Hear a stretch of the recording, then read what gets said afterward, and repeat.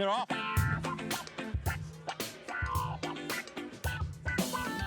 Further Faster, the best independently owned outdoor store in the known universe.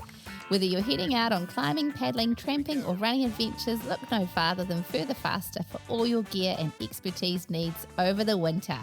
Head over to 57A Buchan Street, Sydenham or Tautahi, Christchurch, or hit them up at furtherfaster.co.nz. It goes something like further, faster, there in Christchurch. Rocky is hairy and so is Badger. Jules is nice and Jacob is delicious. Go to further, faster now. Oh, further, faster, there in Christchurch. Rocky is hairy and so is Badger. Jules is nice and Jacob is delicious. Go to further, faster now. Dirt Church Radio. Episode 376 of Dirt Church Radio, the third ranked Trail and Ultra Marathon podcast in Aotearoa, New Zealand, North Island edition. I'm Matt Raymond. I'm Ellie Pottinger. You've just made me wonder if we should have a South Island edition. I just... That'd be insufferable. It would Anyway, be- introduce yourself. Where does the I'm stat enjoying- come from, Matt? Sorry, Andrew. My brain. Okay. It's like, is this based on something real? No. Well, No. I always look at, and I know this is a digressive start. I always look on the top of the man robe that I perch on to record these. There's the Crush the Cargill kindly gave us the New Zealand Trail Podcast Award second place award. Oh, I see. So it's always I sort of see. So it's just bump come it from down. Crush Chicago. Yeah, from there. Okay. How are we, buddies? It's nice to see you again. How's everyone's week been? We're only into the start of the week, but it's been good Last so far. week. Yeah, How was last week, man, it's been busy. It's been awesome. Had a great weekend. Went to Mount Maunganui for the weekend, which was lovely. Beautiful weekend. How's Sebastian? I'm quite distracted because there's a very loud toddler outside, my 3-year-old. Sounds happy though. He is happy. He's a happy chappy. Yeah, so now, good. Back to reality. Good week. Had a great run today. Look at me go. Oh yeah, tell us more. 80 minutes. 80 minutes. Wow. I'm back up to 80 minutes. Let me just give you kudos. Was it over? Was it obvious? was it over 4K for 80 minutes? Andrew. That's a little rude, isn't it? Patriarchy. I can be out for 80 minutes, but were it you has having to a be trouble? over 4K. And I got to have a little shinny. So I don't know if you guys have experienced this secret spot in Rotorua, but we have shinny dips. Have you ever had a shinny dip? Boy, that sounds rural. No. No. So at the secret spot, they have this like little miniature hot tub for your lower limbs. And right. so, Okay. yeah, so I often finish my run and have a shinny dip, and it's just like a little moment of luxury. Have a hot chockey, have a shinny dip, upload my Strava, you know. There's no Yeah. way a guy from Central Auckland is ever getting told about any secret locations to do this in Rotorua. That one will be kept very local, I think. Okay. It's a commercial secret spot, though, isn't it? It's not Yeah, like it is. it's not Yeah. like Kerosene No, Creek it's was. actually It's called like that. a business. They won't. And they're actually going to Christchurch. So maybe we can go when we go down to Christchurch. We can go to the next place. And this is not a paid ad. This is just purely me enjoying my long run and having a shitty dip. What's Yeah, going on here, Ellie? Afternoon e-bike ride, 1.67K. Definitely no kudos for that one. Come on, it's candy pickup. Absolutely not. Oh, there we go. Oh, phew. Yep, over 4K, 11.03. Made it. Second fastest 10K for 2026. Yeah, Well done. there's not been many 10Ks this year. No. Yeah, I got my fastest 50K for the Denny's Marathon. I was sitting down for half of it. It's like, it's not been a good year, clearly. Room for improvement, Yeah, Andrew. room for improvement. What about you, Andrew? How have you been, man? Any big fast food based ultra marathons? Sadly not. Yeah, look, it's been a. I could bore you with the stories of how difficult it's been to go for a run lately, but let me just say it's been difficult to go for a run lately. I have to run. We talked about the whatever it was maxing the other day. I'm kind of a time maxing person. I like try and calculate everything down to the minute. And when things don't quite go, which, things don't quite go to plan almost all the time, suddenly I find myself running out of time all the time. And yesterday was the perfect example of that when I was like, right, I do this, water blast this, get that done, clean it right. And now I'm going to make dinner for the kids, and then I'm going to quickly sneak off and go for a run because I'm flying solo this weekend. And I'll be able to fit that in. And just as I'm about to start cooking dinner, power cut. And I was like, what? I have not incorporated a power cut into my day. So it threw everything. Everything went out the window and then the run never happened. So what did you do for dinner? It eventually came back on, but of course everything's thrown out of. I had about it took another hour, but by the time that hour was basically runtime gone. So anyway, it's a world's smallest violin situation, but sometimes it is annoying. Nah, but you know, like it keeps you level. I had exactly the same thing happen yesterday, except it wasn't a power cut. It was the bit that came off the fucking lawnmower that keeps the lawnmower. You know, you got the lever handle. and you like crank it up. No, not the handle. That's that you crank it up like you want it that far up or that far off. yeah, the sure. ground. Yeah. That bit broke Oh. off. Just the bit, the serrated edge. It was probably the power which I was grinding it through there. Just came off. So manly. The Brute masculinity. force. It broke off, and that was my day.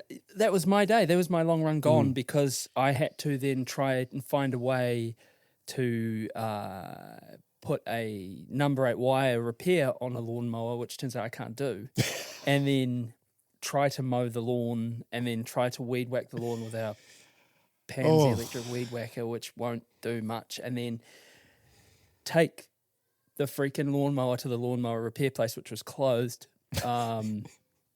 Spend 15 minutes on the side of the road crying in my car, and then, like you said, Andrew, then the day's done. I was like, it's just I feel Hitting like that you 100K invested- week is just not going to happen. Which well, that was what I was going it for, and that wasn't was going to happen. that was You super invested annoying. too heavily in your lawns, Matt. I would like, as soon as that lever broke off, I'd be like, that's it. Lawns are dead to me. I'm off for my run. Oh yeah, okay. Yeah. Priorities. Yeah. Okay. Yeah, no, we've got quite again, we've got quite a property. No, it's been, because we've been running a lot and going for long Yeah. runs a lot. Our lawn's quite long. Oh, so it's they're come quite past the neglected point of, already. oh, God. You've had weeks of that happening Yeah. already. Basically, what Yeah. we're saying is the modern world is so busy. There's just no time for anything to go wrong. No, that's right. Yeah. We don't allow for things to go wrong. No, And when there's they no do, you're like, margins oh of error. no. Yeah. This is not meant to happen. Yep. I'm definitely maxing today, though. I'll be going till 1 a.m. when I have to go to the airport. So that's exciting. Yeah. That's a pickup. Have you run today? Oh. Yes. And it was just over 4K, so I expect kudos from both of you. It was a terrible Oh, run. Oh, get okay. kudos. I'll get my phone It out was now. supposed to be further, and it was one of those up the road, feel like absolute balls. So hung a right instead of a left, and ended up back where I started not long after. It was some days it just running sucks. I love how you do that.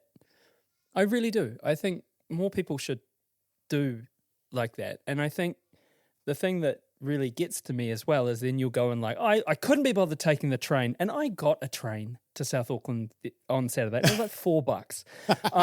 So wasn't your really- thing of like your impecuniousness, you know, I don't think it's like you didn't have a spare $4. Also, what did you eat at Denny's? You're vegan. Do they have a big vegan menu? Well, I was worried about that, and it turns out you consider DIY your own breakfast. So I at 3 of the 4 Denny's, I had the same thing, which was a hash brown, baked beans, and an avocado. Nice. Yeah, Yeah, there you go. and Okay. then I at the third one it was what are they called? Curly fries or fries? Yeah, curly Oh, fries. curly Yeah, which were actually fries. really good. Curly fries are great fries. Curly fries and lion red at number 3. Henry. So that's Incredible. the thing, isn't it? You do like you do a 77K, like, oh yeah, I ran to, you know, every Denny's in Auckland except the one in Highland Park there, or Wido, yeah, Wido Valley. That's right. yeah. It doesn't exist in North Shore. And then you're like, oh, it just felt like balls, so I turned around. That's excellent.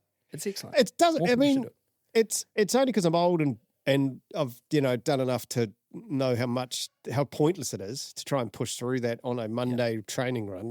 But it doesn't mean it feels good. Like I don't like turning around, and I don't like but I know when it's the right time to do it, and I also know that in the grand scheme of things, it isn't going to matter to whatever it is you've got coming up or whatever. In fact, if anything, it might be better. Might help. I'm going for a run after this. Oh, Are good you? man. Yeah. Talk about maxing. Did we actually get into how your weekend was, Matt, apart from the lawnmower? Well, the curse it. of Matthew Raymond watching live sport continues. Did you go to the Wars? Yeah, the Warriors got smashed. 2 points, mate. Oh, 2 okay, then it points. gets Not smashed. Oh, Totally well, it was a smashed. brutal video. Hang on, let's break this down. Okay, Let's sorry. break this down. We having a So Leka Halasima, he the picks up a Warriors hamstring podcast. strain. They're resting Capel and Barnett after Origin's still happening, actually. So they're not available. James Fisher-Harris, he's also out injured.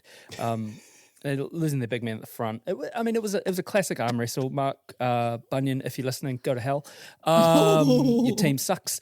And no, it was a great. Sharks. It was the Sharkies.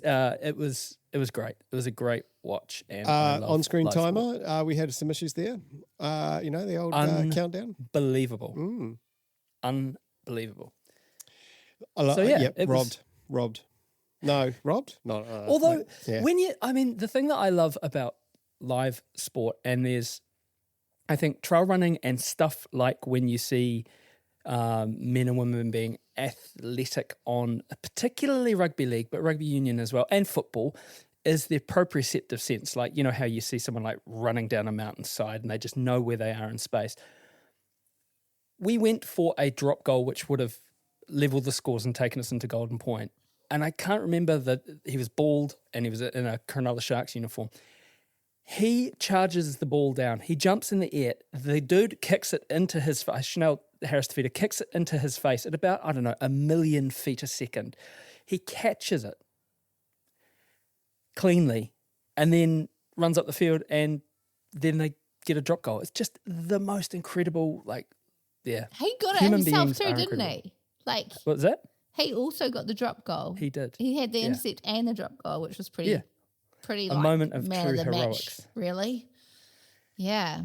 I mean, come for trail running, stay for rugby league and Denny's. But And Ellie, we've got a double header today, and you did all Yes. the heavy bloody lifting. What have we got? Heavy. So I don't know which order it is, but we've got the Women in Trail chat from Ultra Trail Australia, which had a really cool panel on. So we had Beth McKenzie, Lydia O'Donnell. Oh my goodness, my brain's having a massive fart right now.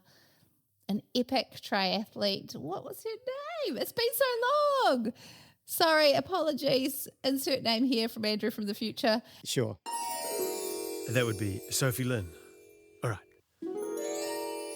And Charlie Simpson. So, yeah, they were very cool chat. And then I talked to Pelle Kempe so he's an obstetrician specialising in women's health and advocating for women's health. And we had a chat about all things kind of women's health related and how it can impact trail running. And so hopefully applicable to everybody to have a listen, like men and for their partners or their teenage daughters and women that are going through it or about to go through it.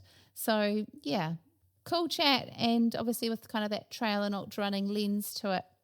So hopefully you enjoy it. It's slightly different, but I think it's important to have these conversations. We're lucky enough that we have a platform where we can have interesting conversations and hopefully also impart a bit of information and have everyone happy and healthy and looking after themselves when they're doing their running. Here we go. The sisters are in. Fantastic. We'll get into that shortly, but first, we should do this. It's the greatest run ever. It's the greatest run ever! Greatest Run Ever, which is the part of the show where we ask you to write into us and tell us your greatest run ever. It doesn't have to be a race or a mountain summit. Might just be a run around the block, something that's sung to you for some reason. Send them in to us at dirtchurchradio@gmail.com.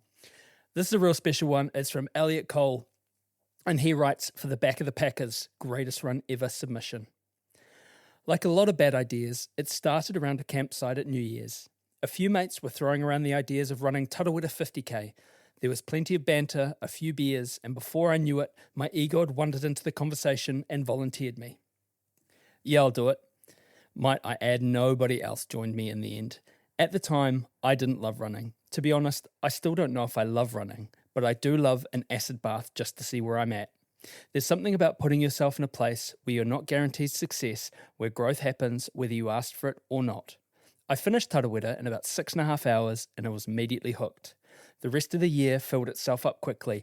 Backyard ultras, point to points, long days out, Riverhead Backyard Ultra, King's Backyard Ultra, North Shore 24, Taupo 100k. Each race taught me something, and if I'm honest, I managed to tin-ass my way through most of them. Gosh, that's quite an escalation, bro. That's a huge first year of running ultra marathons. Anyway, that's just my 5 cents. Then Elliot writes, then the idea of a 100-miler arrived. Not just any 100-miler, the spectacle 100-mile. Marketed as the hardest 100-miler in the country, held in Nelson and running for the very first time. Naturally, I thought, why the hell not? I had absolutely no idea of what I was getting myself into. December arrived and I flew south. Nelson was hotter than expected. The valleys were baking in temperatures pushing 30 degrees. The race started at 5 p.m. on Friday evening, and as we stood on the start line, I noticed there were fewer runners than I'd imagined. A first-year race, a long way from home for most people, it felt intimate. The kind of race where everyone was about to become part of the same story. The gun went off, and immediately the climbing began. Back home in Riverhead, climbing means something very different, and as someone who lives in Riverhead, I'll just add, climbing doesn't really mean much in Riverhead because the steepest climb we have is like 175 metres above sea level. But anyway, I digress. This was relentless, long climbs, steep gradients, endless hiking. Within the first 30 kilometres, runners were already dropping. As the sun set out over Richmond and the field stretched out, the race started to feel very lonely. By Saxon Field, around 40 kilometres in, I arrived before my crew. That shouldn't have mattered, but it did. Beating my estimated arrival time lifted my spirits enormously. I wasn't broken. Not yet. I ate some noodles, kissed my wife goodbye, and headed into the night. The climb out of Saxon was the beginning of a long lesson in humility. In the darkness, we shuffled upwards in what can only be described as a death march. Head torches bobbing through the trees, nobody talking, everybody suffering. At Hackett, I changed shoes and clothes. Everything was soaked in sweat, and I was already worried about what was happening to my feet. The next section is where the race truly started. This wasn't trail running anymore. This was tramping. Steep, technical, rugged terrain that seemed to climb forever. Hours passed in darkness. Then came the blisters. The blisters became pressure, and the pressure became pain. By the time I reached Rock's hut, I sat down, took my shoes off, and started cutting holes in my feet. I'd been moving for nearly 14 hours. It was pitch black. The race was barely halfway through. A few runners arrived behind me, looked at the hut, and decided sleep sounded better than continuing. I put my shoes back on and kept moving. Dun Mountain is the high point of the course, literally and figuratively. By the time I'd reached it, I'd stopped multiple times to lance blisters. Every descent felt worse than the climb. The drop into Mai Tai Dam was horrific. I wasn't running. I wasn't even walking properly. I was limping. When I finally arrived, hours behind schedule, I called my wife, not for help, just to apologise. I don't know why. Maybe because things weren't going to plan. Maybe because I felt like I was letting people down. Maybe because ultras do strange things to your brain. Thankfully, this is where I picked up my pacer mat. And thank God for that. The next section through Hidda Forest was where people went to die. Not literally, mostly. The heat was savage. Dust hung in the air. There was no wind. I wasn't lacking energy. My nutrition was good, no cramping, no stomach issues. The problem was much simpler. My feet were wrecked. Every step hurt. I lay down several times beside the trail for 2 or 3 minutes at a time, not sleeping, just existing. Matt kept talking, kept moving, kept me moving. Eventually, we dragged ourselves back towards the golf course to begin the second loop. The sun was setting again. I had 50 kilometres left, and I knew I could finish a 50-kilometre race. The problem was, I'd already done more than 100 kilometres before getting there. Somewhere during the second night, the hallucinations started.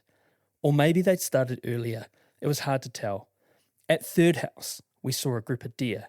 After the race, I texted Matt and I said, "Did we actually see deer?" He replied, "The deer, yes. Everything else, no." That still makes me laugh. The climb back towards Dun Mountain was the lowest point. I knew I was near the back. I knew the cutoffs were getting tighter. I knew I was in trouble. Halfway up the climb, I sat down completely defeated. Then, like some kind of ultra-running bush medic, the legendary Fabiano Petroni appeared.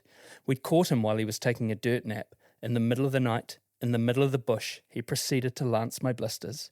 It's a strangely intimate experience. You never really know someone until they're popping your blisters at 2 a.m. on the side of a mountain.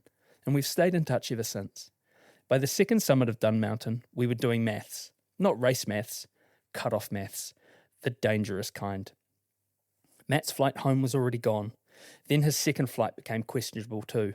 As we descended towards Mai Tai, we made the call. He'd leave at the aid station. I'd finish the final 20 kilometres alone. At least that was the plan. And it was a terrible plan, because when I got there, my wife had already made her decision. She was coming with me. No training, no gear, no race vest, no preparation, just stubbornness and love, which was exactly what I needed. By then I was dangerously dehydrated. I wasn't drinking enough. I hadn't slept. I'd been moving for nearly 2 days. The hallucinations were in full swing. My wife simply kept talking. What do you need? Keep moving. Just a little further. Again and again and again. Every ultra runner knows these words. Just a little further. Then came the Grampians, the final sting in the tail. The climb that I'd forgotten about or perhaps deliberately erased from my memory. The cut-off clock was ticking. The Sunday sun was already brutal.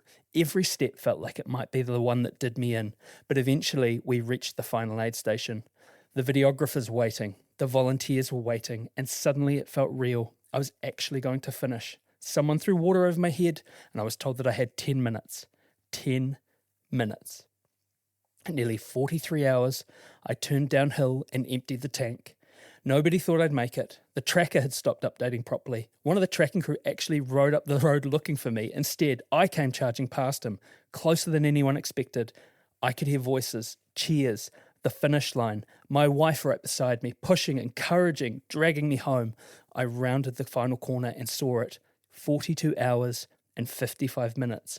Over 7,000 metres of climbing. 5 minutes before cut-off. Dead f***ing last. I crossed the line in NBA Finals fashion. Come on, like I'd won the whole bloody thing. In that moment, I felt like I had. I've since gone back and taken almost 10 hours off that time. I've run 100 milers much faster. I've had better races, cleaner races, smarter races, but none of them meant as much as that one. Because good races tell you what you're capable of, and bad races tell you who you are. So for everyone who's doubted themselves, for everyone who's suffered their way to a finish line, this one was for us. We come back in 2026 for round 3. Come on, EC. Ditch Radio. Right, here is our chat for the UTA Women in Trail panel. Welcome everybody to the Ultra Trail Australia Women in Trail panel. I'm Ali Pollinger and I have the joy of hosting this incredible bunch of women today. Just to give a bit of context, I wear a few different hats. So I'm a mum, coach, runner, podcast host, and event MC. So you'll see me this weekend on your start and finish lines, as well as being up here chatting with these amazing athletes. So on that note, let's introduce them to you. We've got Sophie Linn. So she has represented Australia in triathlon at the Commonwealth Games and the Olympics, and she's decided she quite likes getting her legs dirty now by hitting the trails. Now I'm going to switch. We've got Lydia O'Donnell, hailing from an elite athletics and road running background. Lydia has also decided that the trails are more fun and is tackling the 50K this weekend.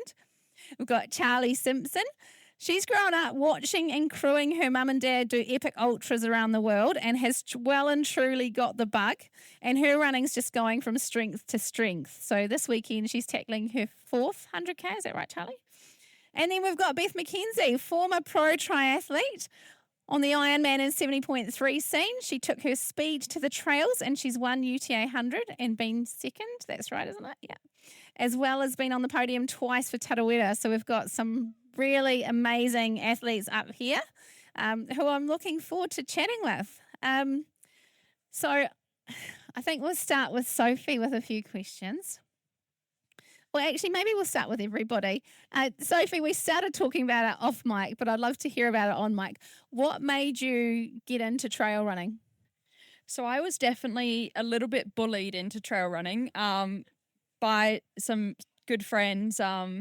last year I was taking a bit of a break from triathlon after the Olympics, and they suggested I sign up for Desert Rats, which is a race in Fruita in Colorado. And so I signed up, and a couple weeks before the race, she told me she was pregnant, so she couldn't do the race anymore. So she had pushed me to do it, and then I was left on my own, but thankfully she came out and crewed. But I did the Desert Rats 50K and went back to triathlon for the rest of the year, and then decided now I'm done with triathlon and trails are way more fun. I can imagine there's people in triathlon that are ruining your friend signing you up for that race. Yeah, as I was going down the finishing chute, she goes, "You can quit triathlon now." And I was like, "You cannot post that video." Lydia, do you want to talk us through your entrance into trail running? Yeah, thank you. It's great to be here, and thanks to everybody for coming out. I really only started trail running like seriously in the last maybe 6 months or so. I grew up doing traditional athletics, road running. I spent the last 10 years running marathons quite seriously, and I dabbled in a few trail races more just to have fun with them. I never really trained properly for them. And then I moved back up to Noosa and got kind of pulled into the trail running squad with Beth. And I just think the marathon scene, there's a lot of pressure that comes in racing marathons. You know, when you're racing a marathon, they all kind of just end up looking the same. And I just wanted to experience something different. And I really have found like trail running is a totally different sport. And I just want to see what I'm like capable of while I can still do it. And see what other races I can do. Cool. Charlie. I've got this. I think as you mentioned before, I've obviously grown up support crewing my parents at trail running events. I've been around it forever. I did my first 100K when I was 18. So that was 5 years ago, very slowly. And it was definitely a big adventure for me. That kind of scarred me enough to not go back to running for a few years. But last year I decided I needed a bit more structure and wanted to kind of push myself a little bit more. So I went back to the 100, and ever since there, and I've just loved it and haven't looked back really. But yeah, just being around it my whole life, it's, I think, a really good thing for me. And I, love being around women like Beth and Lydia, and I have so many people in the Blue Mountains that I'm around as well. Yeah. Thanks. Beth. Yeah, I really also just got into trail running at the ripe age of 44 in 2024, and did my first 100K there at Tarawera. And what got me into trail running at that stage, I think, was that I had done professional triathlon, and then I had dabbled in the marathon a bit to see how fast I could go. But I really just wanted to have more adventures, and I had that feeling that I wasn't done yet and there was more I could explore, and what better place to explore than on the trails and just meeting beautiful people day in and day out. It's truly a gift, and I feel like I've had this second life in sport, and I feel really grateful for that. Thinking about it, we've got a few I'm going to call it road running background from coming from triathlon for you too. And Lydia's obviously got a road running background.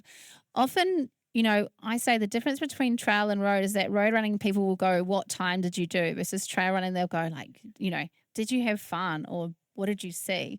So with that lens on, what have been some of one of your kind of biggest highlights of trail running, like your best adventure or something epic that you've seen where trail running's taken you? You can start wherever. You don't have to start with Sophie. She looks like she's please don't do this to me. Honestly, the best thing that has come from getting into trails so far has been the community. Like, the training that we have been doing up in the sunny coast is just so fun, and it is really the people that make it that fun. Like, getting up at 4 o'clock in the morning, heading out on the trails at 5 a.m. We're driving an hour to get to the trails. We're running for 3 or 4 hours. It's nearly a full day of adventure, but doing it with people that are there, they're ready to grind, but they also don't take it so seriously. I definitely have found, like, in the road running scene, it is very serious. It's about your paces, it's about your splits. Everybody knows what your marathon time is. There's a lot of pressure that comes with that, but we go out there, we'll run, we'll hike, we'll walk, we'll crawl, we'll stop and we'll eat, we'll take selfies, we like do the whole thing, and it's just so fun. And I think that's what I will continually remember, is just like the training that you get to go on to get to kind of the race day. I think for me, like I've touched on it, doing a lot of it with my parents, in more recent years with my dad. So he's always been a lot faster than me, but we've still been able to run together because trail running, there's no pressure. He can drop me a million times, which he does all the time. But yeah, just being able to share that with him and my mum and everyone else. And as you said, it doesn't matter how fast you are. You can get dropped. You can catch up a few kilometres down the track, and yeah. It is so true. It's just like, it is more about the shared experience. And, I met Emily Brunt, who's out there doing the miler here today. She has won the UTA 100 before, and we've been on the podium here together, and we met here. And then, so last year when we were training, she was training for UTMB in France, and I went to Teen, and she said, train with me, and we became good friends there. And then I come back to Noosa and get a message from Emily a few months ago saying, hey, would you run with my friend Charlie when she comes up to Noosa? And then so Charlie and her dad come join us, me and Lydia, out driving. I just said, oh, we're meeting here at 5:30 a.m., hour drive away. And they're like, yep, we'll be there. Never met them before. We all went on a 30K run together that day and proceeded to train together for the rest of the week. It is just about that. It's like a waterfall effect, a domino effect of connection. And that's what, being here for the third year, it feels like really full circle for me, and just having, a community around us is really exciting and fun. Sophie. Yeah, I think that the three of you have said it very well. And I'm lucky enough to be in Boulder in Colorado, where trail running is definitely the norm. If you're not running on the trails, what are you doing? You're doing triathlon. But the last couple of years, when I would be training for triathlon, would be waking up, doing a hard swim, doing a hard bike as a brick, run off. And all of my friends were going out and running, 3, 4, 8 hours on the trails. And I was just so envious because I was sort of in this really regimented lifestyle, which was fantastic. And it got me to the Olympics. And that's a huge goal and amazing. But now to have that reward of being able to say, no, I'm not going to go to the pool and do a hard swim, a hard bike and a hard run. I'm actually going to go run like 4 or 8 hours or whatever on these trails with my friends. It's it just feels like such a guilty pleasure almost. like I why do I get to do this now? Like I'm so lucky. And I think so that it is nice. Like we all say how much we love trail running and that it's less structured than road running. But at the same time, without road running, triathlon, or all these other structured things, it wouldn't make trail running feel so good as well. I feel like we need to start a trail running triathletes anonymous group right now. Yeah, they always say I'm a recovering triathlete. Sophie, so you've got that triathlon background. Like, what's different or similar about the sports? There are definitely a lot of similarities in terms of like going out there, pushing yourself and wanting to get the best out of yourself. I think for me personally, triathlon, I was usually doing it sort of for someone else. Like I was doing it for Triathlon Australia. You had that sort of much more external pressure, where for me, trail running is kind of like a really selfish thing for me. Like I just get to do it for myself, and that's sort of thing really powerful, and how they really differ for me personally. Obviously, there's far less rocks on a triathlon course. But yeah, like I think I look at it more on how I feel doing it rather than the sport itself. Mm-hmm. But that's actually probably a really great message to share, is that sport should be joyful and healthy, and, whichever sport you're doing, it should still come from that place, right? Exactly. And whatever sport that may be. And for some people, it might be triathlon that brings them that. Yeah. And for me, it's been trail running right now, and it might not be in the future. Maybe it's something else in the future, and whatever is serving you at that time, I think is the direction that you need to go. Has trail running taught you anything new about yourself or about sport? Yes. Tell us more. I think that, again, doing this short course racing in triathlon, it's very intense and you can lose your shit quite quickly. And, you know, when things go wrong, it's often really going to impact your race because it's such a short amount of time. I think trail running has really taught me to let go of a lot of these things, to chill out. Lots of things can go wrong. It's okay. You know, I can drop all my gels and not realize it. And you know what? Like, life will go on and we'll figure it out. And so I think that's been a big thing for me, is just relaxing into it and not really worrying about anything else except just, again, for being out on the trails. What have you heard about UTA and what are you excited to experience? That's for you, Sophie. What have I heard about UTA? I know that Beth has won UTA because we have the overlap on the triathlon world.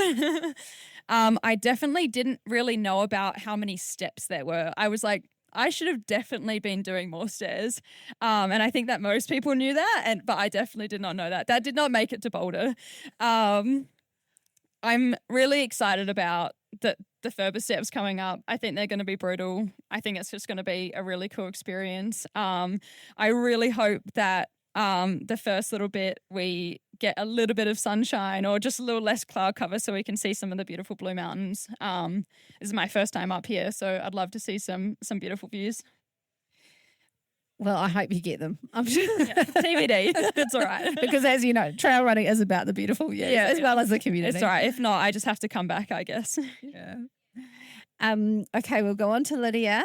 Lydia, so you've obviously gone from road to trail. What has trail running taught you? I think probably the biggest thing, and honestly, this is probably only something that I'm realizing now, is that like you spoke about, like realizing you can have fun with it. Mm-hmm. I think being a serious athlete in track more so than road, but even in the marathons, everything has to be so perfect. Like you have to hit your perfect splits and your perfect mileage, and you have to get in like the certain runs before race day, and everything just needs to go so perfectly.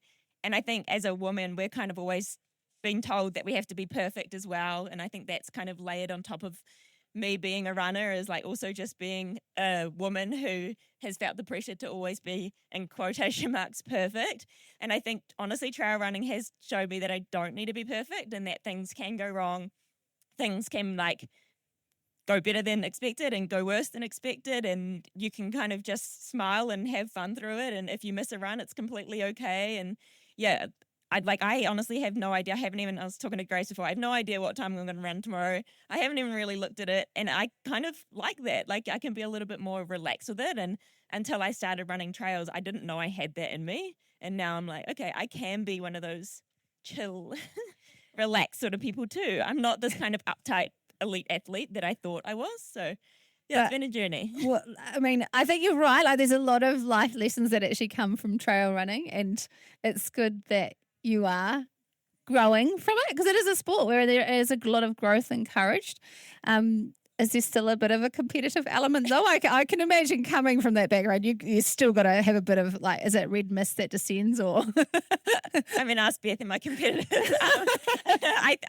I think I am, and I want to be competitive out there tomorrow. And I think that's where I try to find the balance of like being out there and having fun with it, but also trying to bring that competitive side out of me, because I also respect the woman that I'm lining up with so much. And I look at them and I'm like, I don't really put myself against them because I think they're so incredible, but I also don't want to talk myself down. So it's like, I want to give it my best shot. I want to be competitive, but I also am like stoked if Ruth Croft beats me, you know?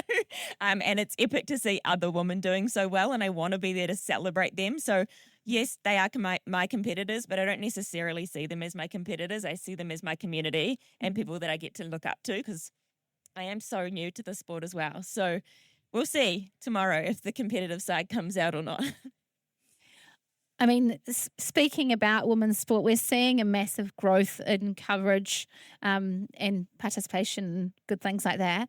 How does extra coverage change your interactions with the sport? Like are you seeing a difference from 5 to 10 years ago? Like obviously you've got probably more of a road lens to apply historically, but what's your take on that?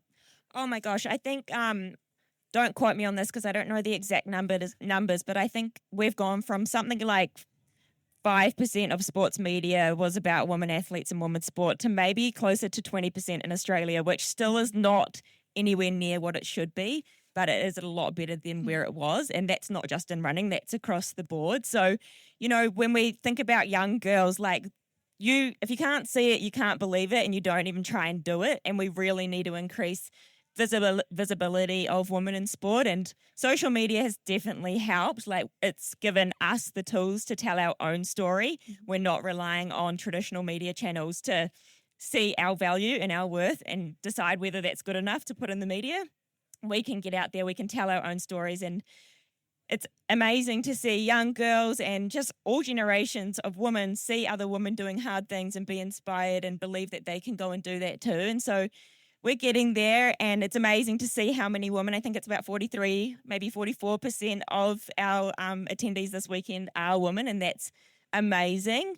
Hopefully next year we'll get to 50%, and just to be able to see so many more women believe in themselves that they can also be out here like crushing the mountains is amazing. So media has a huge part to play in it, but we also, all of us, have the responsibility to pay attention, go to the games, go to the races, watch social media of women athletes. We all can do something to help too.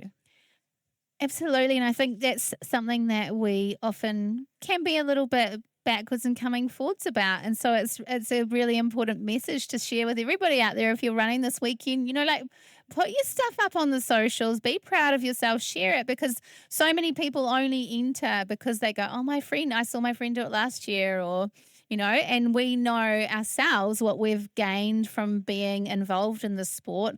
And I would absolutely 100% want that for all of my friends. Honestly, like if you can inspire one person, I believe running can change people's lives. And if you can inspire one person to get into the sport, you could literally change that one person's life. So it doesn't matter if you've got 50 followers or 500 or 5,000, whatever. Yeah, share your story because it's amazing what it can do. Now, you've talked about being a close training buddy with Beth. What has she shared about this event, and what are you most excited to discover?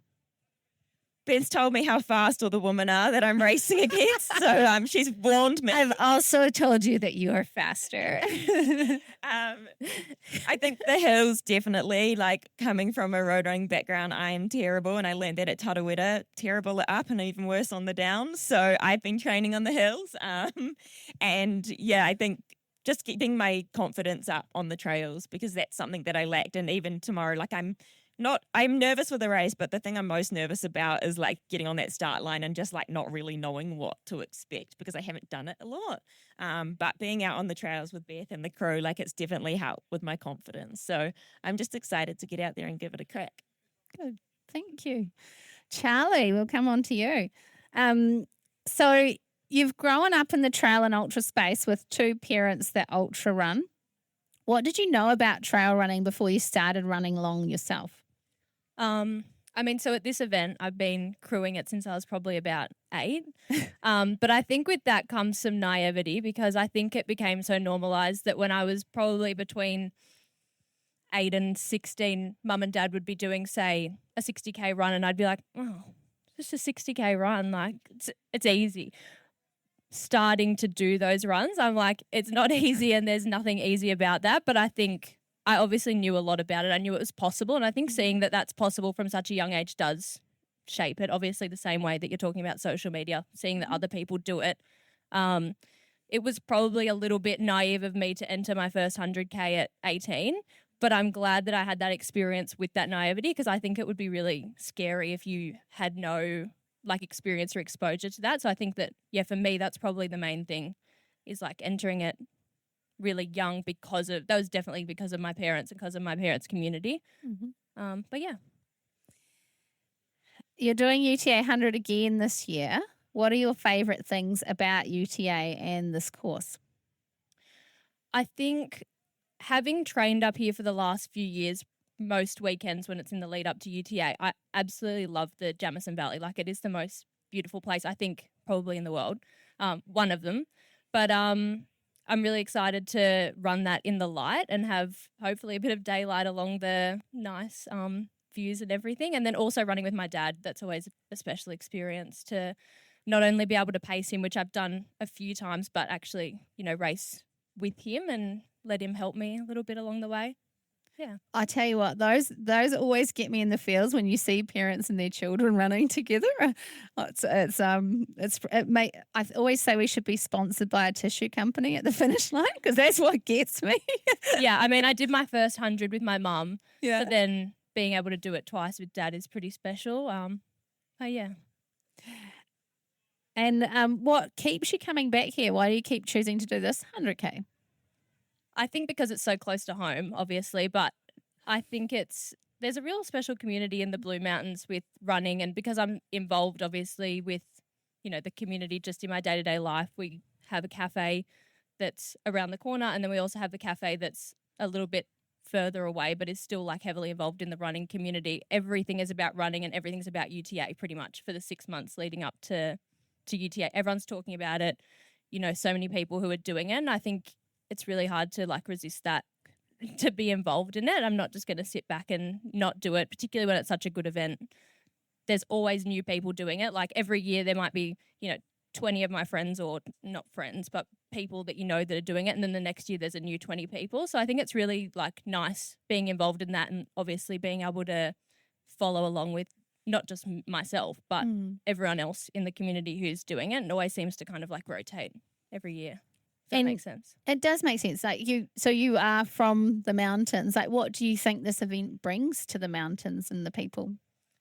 I know I have a little running group that I run with, and UTA kind of sets the compass on a lot of people's training calendars for the whole year. So it's kind of hard to avoid UTA because everyone's talking about it, everyone's training for it, which is also really good because we can do lots of training runs together, and just set our sights on that for the first half of the year, which, it's really good.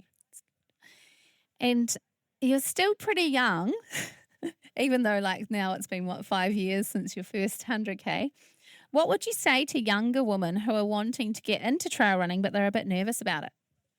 I would say definitely just start. I mean, obviously that's an easy thing to say, but start with any distance, but don't be afraid to do the longer stuff. You can do it so slowly.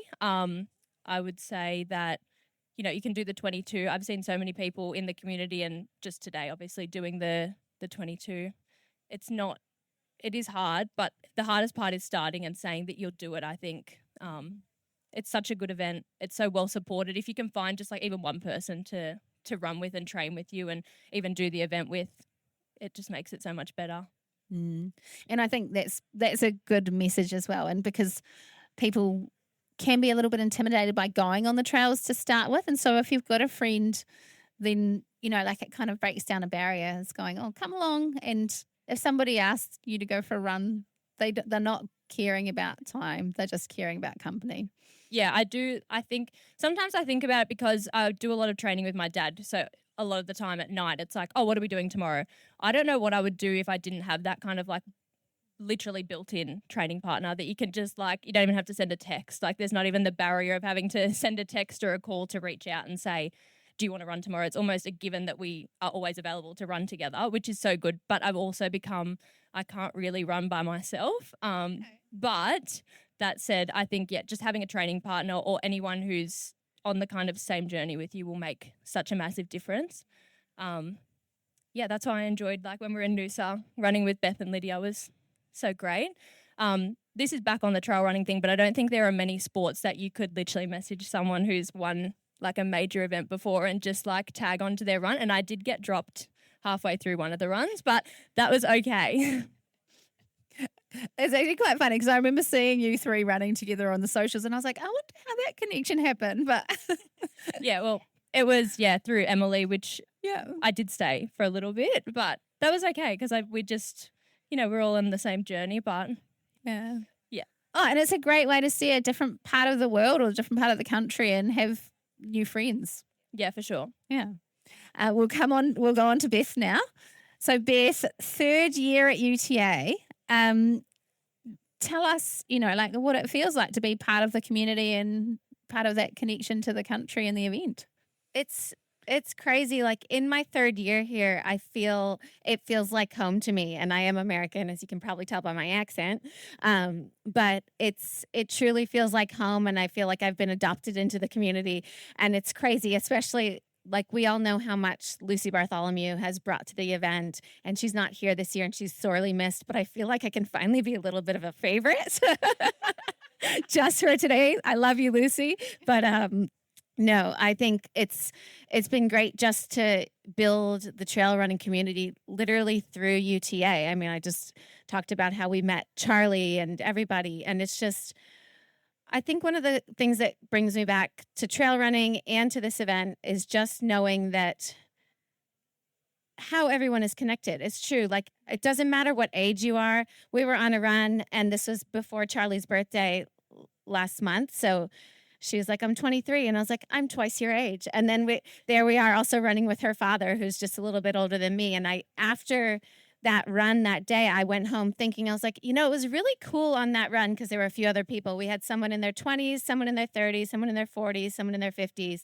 and a few other extras in between. And that's pretty cool to get 4 decades of people together on a jog, just by happenstance. So trails brought some great things. And yeah, those are the reasons I keep coming back. And it's so beautiful here.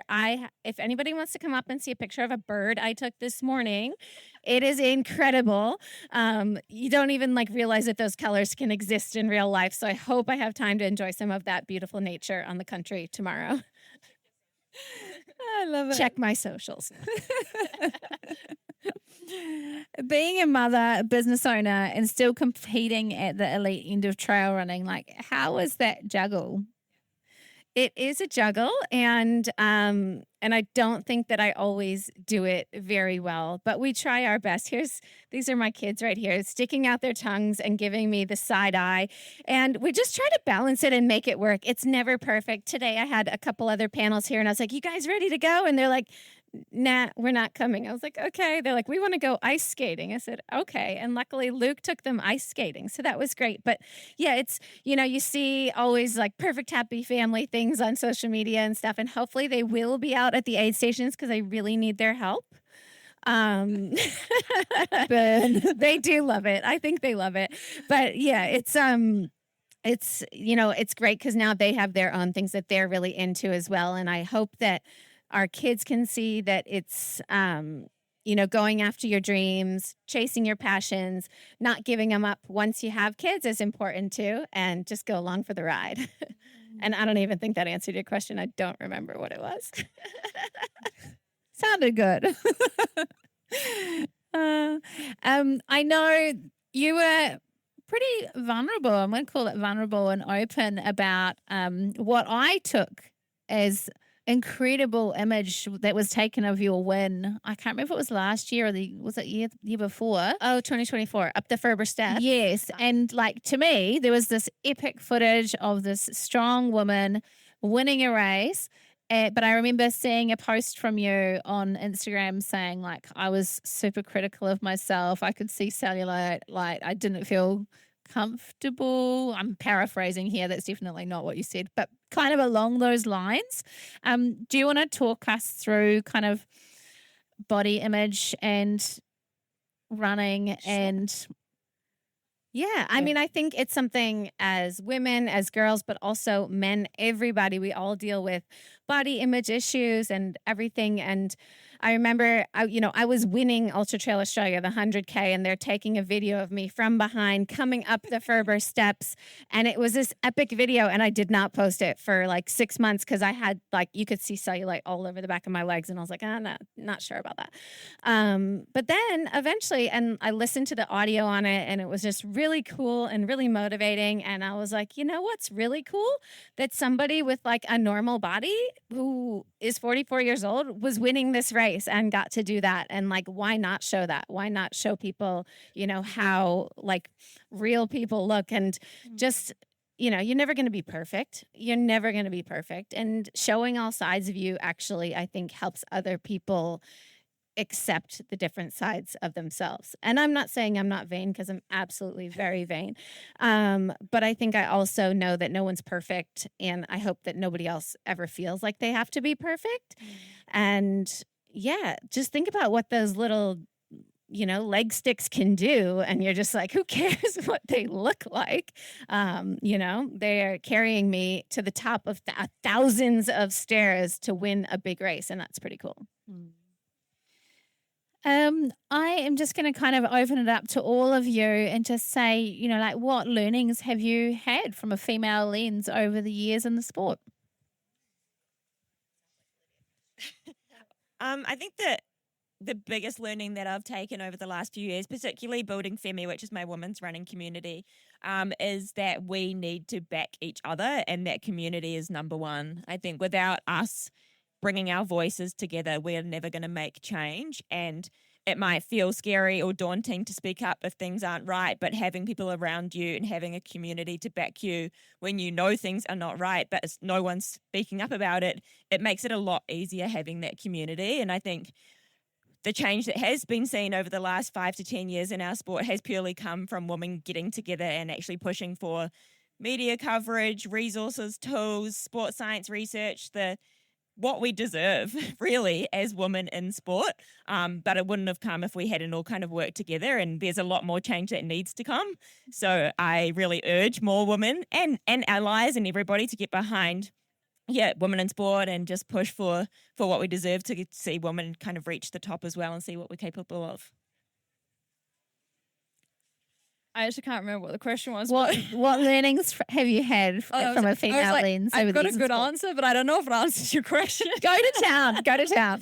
I think just more women saying yes to more things in sport. When you guys reached out and asked me to be on this panel, I was like, I don't know, I'm not qualified to be on this panel. And then I was like, no, I will do this. And just little things like that, I think saying yes to things that you're not necessarily comfortable with, in addition to backing each other, is going to go really far. And I would also say that I probably don't know any male Olympian who would be like, I'm not qualified to be on the panel to talk about women in sport. I don't know. I was like, sorry. I'm kind of slow on the downhills. I'm not qualified. Amazing. Beth? Oh, what's the question? Learnings from a female lens over the years in sport. I think I've learned more from being a female than anyone else, because you always have to fight for yourself, no matter what it is. As Lydia was saying, fight for the coverage, put yourself center stage, tell your story if other people aren't going to tell it, because you know what, at the end of the day, it will resonate with some people, and you will have people that say, I did this because of you. And that will mean more than any finish line. And it does to me. But also just, the female lens also of being very strong, of being able to do whatever men do, maybe even faster sometimes. It's great. We've seen some really amazing races in the trail community lately of women just even, we're not here to destroy men, but occasionally they do. And it's great. But I think that's pretty much it. I have kind of two answers. So firstly, I was going through to try to find splits to kind of look at what tomorrow might look like for myself and another person doing the 50. And you find someone who's completed the time that they're kind of on par with, and then we were talking about this the other day. Yeah. And you look at, what times they've come into different checkpoints that they can give it to their crew. And I couldn't find, I went through 4 people and I thought these are all really out of whack, and it was all men who had gone out way too hard. And I actually had to find a woman to, look at the paces off, because all the men had gone out way faster. And I was talking to someone else about this, and they said, that happens. So I think that women definitely there's something to be learnt from them in that space, and pacing yourselves and just being strong throughout it. And my second answer is, and it's not a direct answer to the question, but we were talking about it just before, is about the, kind of getting chicked thing. And my dad was like, I didn't even see it like that. And I think it's just this isn't really an answer to your question, but it's a very privileged position that I've never been seen as like someone who would chick someone, and my dad's very comfortable if I beat him. That doesn't happen very often. It did happen the other day, but there's lots of people in my community that that don't see it as like women and men, and or oh, I'm getting beaten by a girl, or it's just everyone together, which I think it's definitely a privileged position. I'm sure, like, I know you've spoken about it in professional triathlon, that it maybe isn't always the case, but there are people out there who do just see it as like everyone competing and everyone like raising each other up and being out there together. And I know you spoke about it on your podcast that it's not always been your experience, but that's just a little perspective. Lastly, this is quite a deep question, but let's go for it. Legacy, what would you like your impact on the sport to be? I think for any sport that anyone participates in is to leave it a better place than where you started, whatever that means for you. I'm not sure what that means for me right now. I've done one trail race. This is my second. Like, I would like to think that in 10, 15, 20, 30 years' time, maybe when I am no longer at these races, that I've left it in a better place, that I've had some kind of impact, whatever that may be, and whatever that may be for any individual out there running tomorrow. Like, you don't have to be an elite to have an impact on the sport. Anyone can have an impact on the sport. Yeah. Very deep question. I think my kind of, purpose, if we want to call it that, in life has always been about, getting more people in the world to run. And over the last 5 years, it's definitely been about getting more women to run. And it's really why we built Femi, it's why we built the community, and it's why we built our app. And to me, it actually isn't about the running at all. And that might kind of sound quite cliche, but it's just about giving women the power to build their own confidence, and through running, because it's so bloody hard and trail running is even harder, I think we can just build so much confidence in women and really empower them to believe that they can do hard things. And honestly, the world needs more confident women. And I do think if we can build a world full of confident women, we can break down the gender equality barriers that exist today. So it's a long journey ahead. And I think, just getting out here and doing the work is just really important. Yeah, it's of course along the same lines, but I think it's just, for me, it's like, to be the reason that others think that they can. People who think, I'm not sure I want to try a trail race, I'm too old, I have too much going on, there's all these different reasons why not to. But if you can show something that shows people, maybe I could try, just being the reason that other people think that they can or might be able to try something new, whether or not it's a trail or a 5K or a cool hike or a mountain peak, whatever it is. Yeah. Thank you. I think I still have a lot to learn in every space, but I guess, I don't know, I don't have a legacy at the moment, definitely not, or any goals for legacy, but I think just learning off of everyone and kind of like absorbing everything that is around me. I have so many, as I mentioned, different people, different communities around me, so just being able to learn from them. I think Charlie, when I asked Charlie to do this, and she was like, oh, this isn't normally what I would do. And I said, and she's like, I'm not very good at public speaking. And I said, Charlie, there's only one way you get better at things, and it's by showing up. And so she said, yeah, okay, I'll do it. And so I think that's actually a really good, step forward that you're taking. And that's a pretty cool legacy to be. I mean, if you speak to anyone, I do not like public speaking at all. I do not like microphones. I don't think I've ever talked on a microphone before. In uni, I would refuse to say my answers out loud. But yeah, I guess you just get over that. That's what running can do.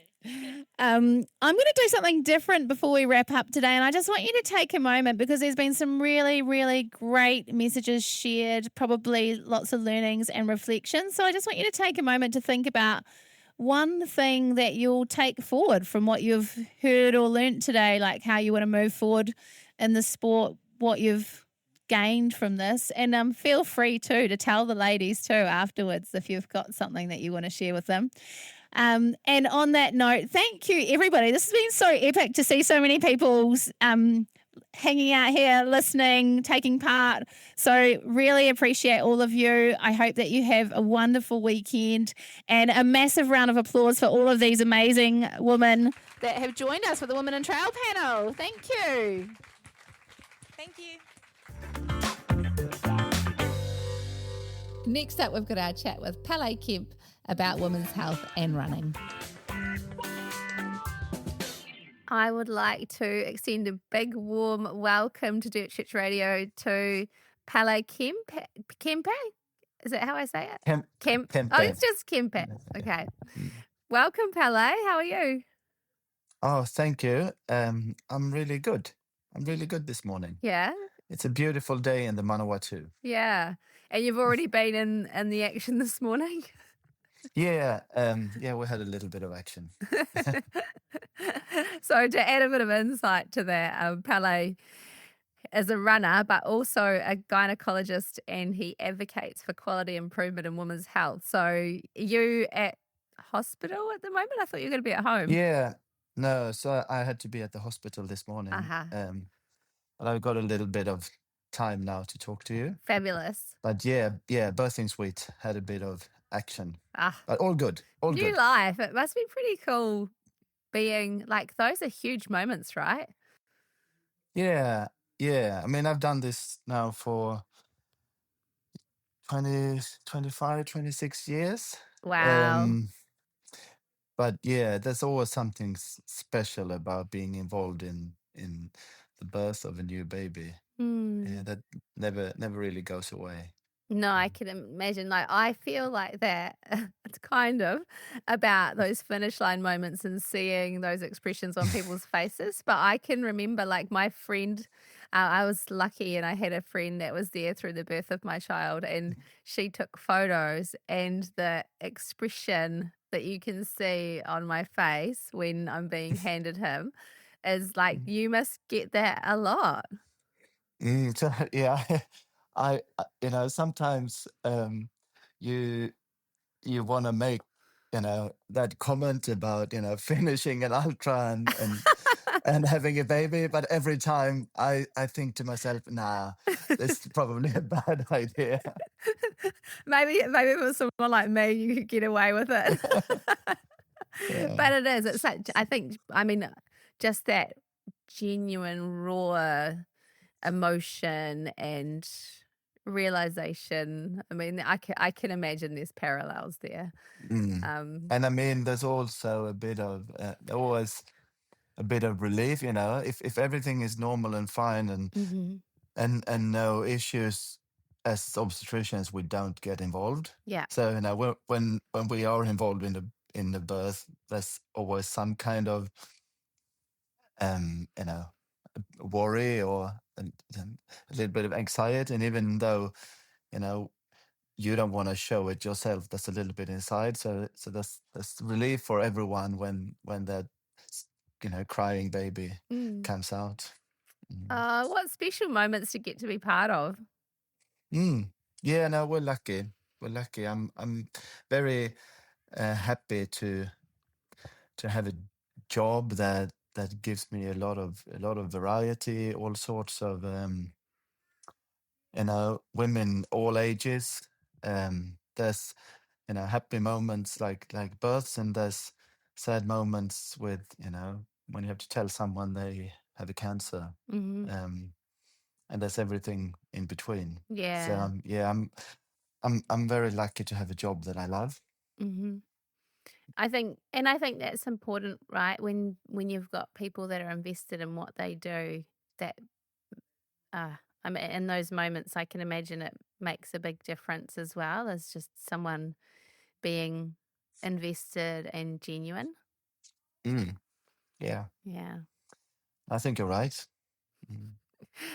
I mean, it probably working in that space would really make you consider life and what's important and how you live it. Is that kind of what got you into running? Like, how does it shape your running?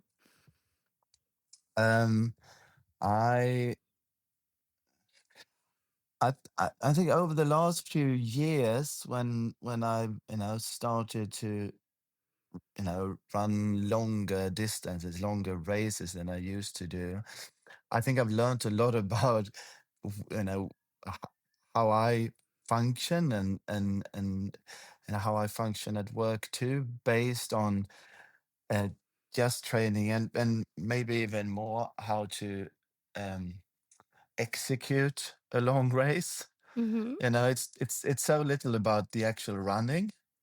It's so much about everything else. It's you have to have to prepare. I mean, that's all the hours of training, right?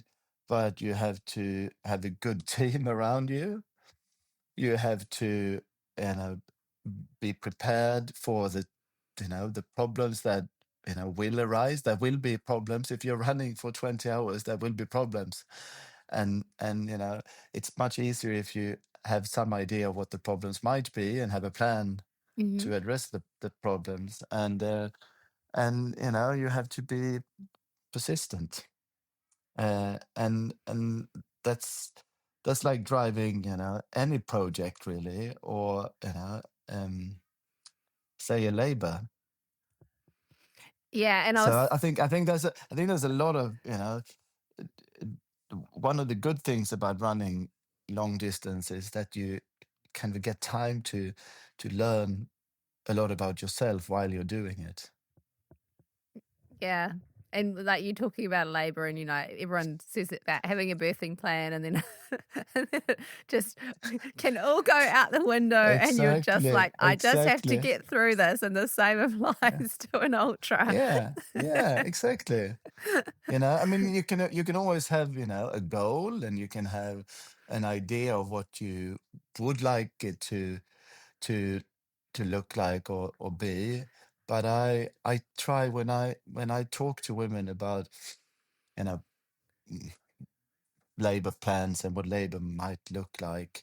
I always try to say, please know that the plan might change, and that might also be you know good. you know the outcome is what's most important here. Yeah. The processes along the way Mm-hmm. may not be exactly what you wished for or anticipated, um, but that you are safe and that baby is safe Mm-hmm. is the most important for us. Definitely. Yeah. Yeah. All Um, right. so I thought you'd be a great guest to have on because you've got running knowledge, but also you've got women's health knowledge. And, women's health is something that I'm passionate about too, and more of like the fitness space. But I think it's good to use our platform to share really healthy messages with people. So that's why I thought it would be great to have a chat.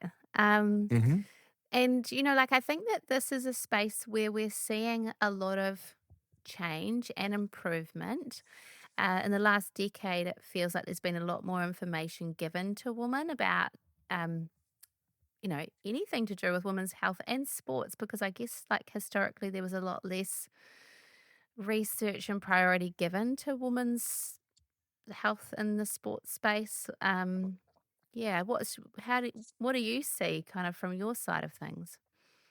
Yes, I mean, I think we're living in an era where there's so much information coming from all sorts of sources, online and social media, Mm-hmm. and there's a lot of opinion, Yes. um, uh, but I think in some way, the side that I probably come from, like the what we call evidence, uh, doesn't always get the same air time Yes. as as everybody's opinion. Mm-hmm. So I think definitely, it's a it's becoming a bigger and bigger responsibility for us to you know to do things like this and talk about what we actually know about women's health and there's a lot of things that we can support and help women with, and I also think a lot of women aren't aware or don't feel they know who to ask or how to ask, or I see that a lot in my job when I do often the gynecology part of my job, that women has they have so many questions, and I'm it feels really good when you can do something that for you feels like, oh, this is just something small, but it makes a big difference for the woman. Definitely. And I think some of that is that, I'm just going to put it how I see it, like often women will prioritize themselves last amongst all of their family commitments, and just kind of accept, oh, well, this is what's going on for me. And I mean, historically, there's been a lot of stigma and taboo around women's health as well. So I think that we've just sucked things up, or kind of, that whole keep calm and carry on approach. So it's good to be opening up lines of communication, getting good information out there, and encouraging women to prioritize themselves and their health, because they're often, I'm going to say, at the center of everything in there. Yeah, Yeah. and absolutely, it's great, talking to friends, and it's great, reading and listening to things on social media, but also it's also great to go and see your GP or your midwife or your gynecologist. Yeah. And often that will be the way that kind of that those encouragements might come from. I'm thinking about like my chats with my friends about different things, about hormone. Now I'm going to use an older term, but hormone replacement therapy, or about incontinence, or about red S, or those sort of things will kind of come up in casual conversations. But when people are informed, they can go, actually, I can do something. I can take that next step now, or like it kind of makes it easier to move forward with things. So it's good to do things like this as well. Yeah, absolutely. Yeah. Yeah, absolutely. Do you want to give us, Pelle, just a bit of insight into the menstrual cycle and how it can impact running or training? Yeah, sure. So, I mean, the menstrual cycle is a cycle and a series of hormonal changes that are ultimately driven by the hypothalamus. This is the lowest part of the brain, through the pituitary gland and down to the ovaries. And essentially, we have two phases of the menstrual cycle: the follicular phase, which is from the start of a period until the ovulation, and during that period, you have an increasing level of estrogens in the blood, estrogens that are produced by the ovary. And then after ovulation, the ovary produces another hormone called progesterone. And that's the luteal phase, where you have high estrogens and progesterone until you get your next period, unless you get pregnant. It's almost like a coin. Like I feel like it's like a coin. You're like, the first part, you're like, oh, happy days, and then the second part, less happy.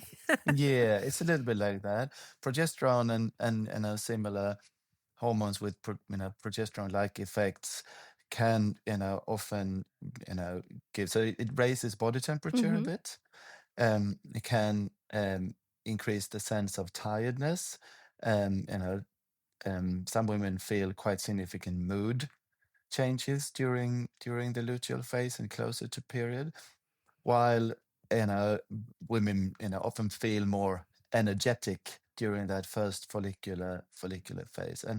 And there's been some studies that has shown in more laboratory setting, better performance during the follicular phase than the luteal phase. But when there's been bigger studies actually looking at what athlete women, how they perform during races, there isn't any clear evidence that one phase is better than the other. But of course, if you it's a lot about whether you actually go and do your training, could be relying on how you feel. If you're just before your period and you're tired and you feel bad, and then it's easier to skip that that run that you had on your schedule. Yeah, that's true. Yeah, so indirectly it might have that impact. Yeah. This next kind of part is an area that I'm hoping people have better understanding about it than they did a decade ago, but I think it's really important to talk about. So losing your period during training or having kind of an irregular cycle, like obviously it depends on where you're at in your life phase, but why is it not okay? So I mean, there's many reasons that you could have very infrequent periods or no periods at all, and not it's not only related to body fat or training or exercise. There's other reasons. But if we focus on what a lot of female athletes do experience, and especially in the younger years, um, is a loss of period because the relationship between body fat and muscle is so you have too little fat in relation to muscle, essentially. Mm-hmm. And we talked about that how the menstrual cycle is controlled from the hypothalamus through the pituitary and down to the ovaries. So essentially, too little fat will tell the hypothalamus to kind of switch off. And downstream you don't get enough production of estrogen, Mm-hmm. and you don't get ovulation. And I mean, this function, is, if we go back 10,000 years, when the tribes had periods where they couldn't hunt enough or gather enough food, it was unsuitable for women to have more kids, so the body would shut down ovulation and fertility during periods of starving. Survival mode. Survival mode. Yeah. So that's what happens, right? Mm-hmm. And as I see quite a lot of young women, and you don't have to be super skinny to lose your period. You don't have to starve yourself. No. Sometimes it's enough to be a runner on on a decent level. I mean, I had a chat with a friend yesterday who her daughter is a teenager and she's very, very sporty, doing lots of different sports. And I just said to her, have you thought about energy availability, because she's doing so much exercise? Is she getting her period? And that's probably quite a common one for lots of mums and dads of sporty teenagers, especially at a time where it can be a bit taboo. Like, I remember being a teenager and I didn't want to talk to my mum about getting my period or anything like that. Oh no, that's the worst. I can't even imagine talking to her about it. So I think it's a good one for, like, a lot of our demographic is kind of people in their 40s. So probably a good one for our listeners to kind of be thinking about as well as Yeah, yeah. yeah. And it's really, I mean, I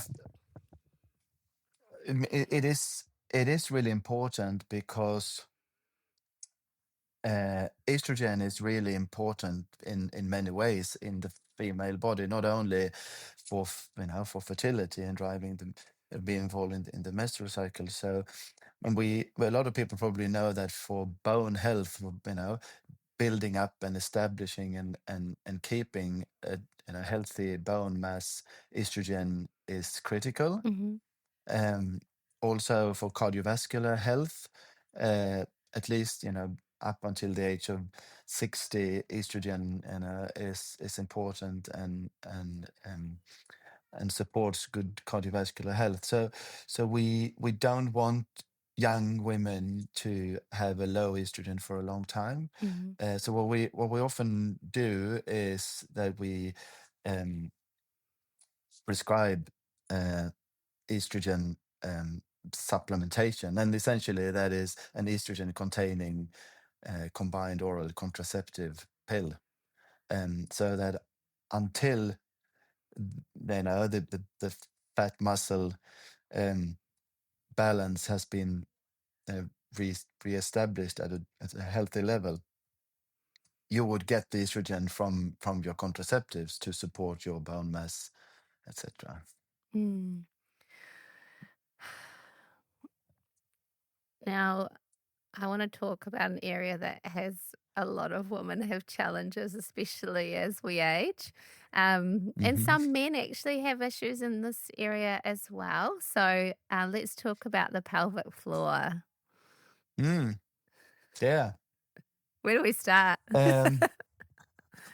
Yeah. I mean, I think runners on no runners or not not runners. I think a lot of women, because it's a often a gradual process. I think a lot of women have had problems for many years when they realize that this is actually a problem Mm-hmm. and this is something that I can do something about. And the pelvic floor is a kind of a big muscle, or a mesh of many different muscles that both keep everything you have in your pelvis and abdomen from falling out or falling down, but it's also very important in both urinary and bowel continence. And some of the muscles are muscles that you can voluntarily contract and control, Mm-hmm. and some muscles are involuntarily controlled. But the two main things that we see as gynecologists is, of course, different types of pelvic organ prolapse Mm-hmm. and urinary incontinence, and often a combination of the two. So, because I mean, there's different reasons for urinary incontinence too, right? Isn't there? So Yeah. it can be hormonal, or Mm-hmm. you can also kind of train it, can't you? To Yes. So I mean, we often talk about two main types of incontinence. mm-hmm. So one is what we call stress incontinence, Mm-hmm. which is when the pressure on the bladder and on the pelvic floor in some way, for some reason increases, and the we can't hold back from we can't squeeze enough Mm-hmm. to hold the urine back. So that would be like with jumping or coughing or sneezing or laughing, Yeah. and of course running, right? Mm-hmm. Yeah. And the other main type would be like an overactive bladder, where the bladder itself starts to contract around it. It's like it's too irritable. It starts to contract around a too small volume or too often, or and those two are quite different. And what we you know the what we often see in together with pelvic organ prolapse or on its own is stress incontinence, which as pelvic organ prolapse has a relationship with previous childbirth. So if you have had vaginal births, and especially if you have had more than one, you have a higher risk of developing both stress incontinence and pelvic organ prolapse. I guess the good thing with stress incontinence is that pelvic floor physiotherapy is often very effective, both in preventing and treating. That many women get great help from pelvic floor physiotherapists, and that's really a professional group that I admire a lot. They do some amazing things, and they know things that I don't know. And I take a lot of help from pelvic floor physiotherapists. I was lucky. So after having Sebastian, I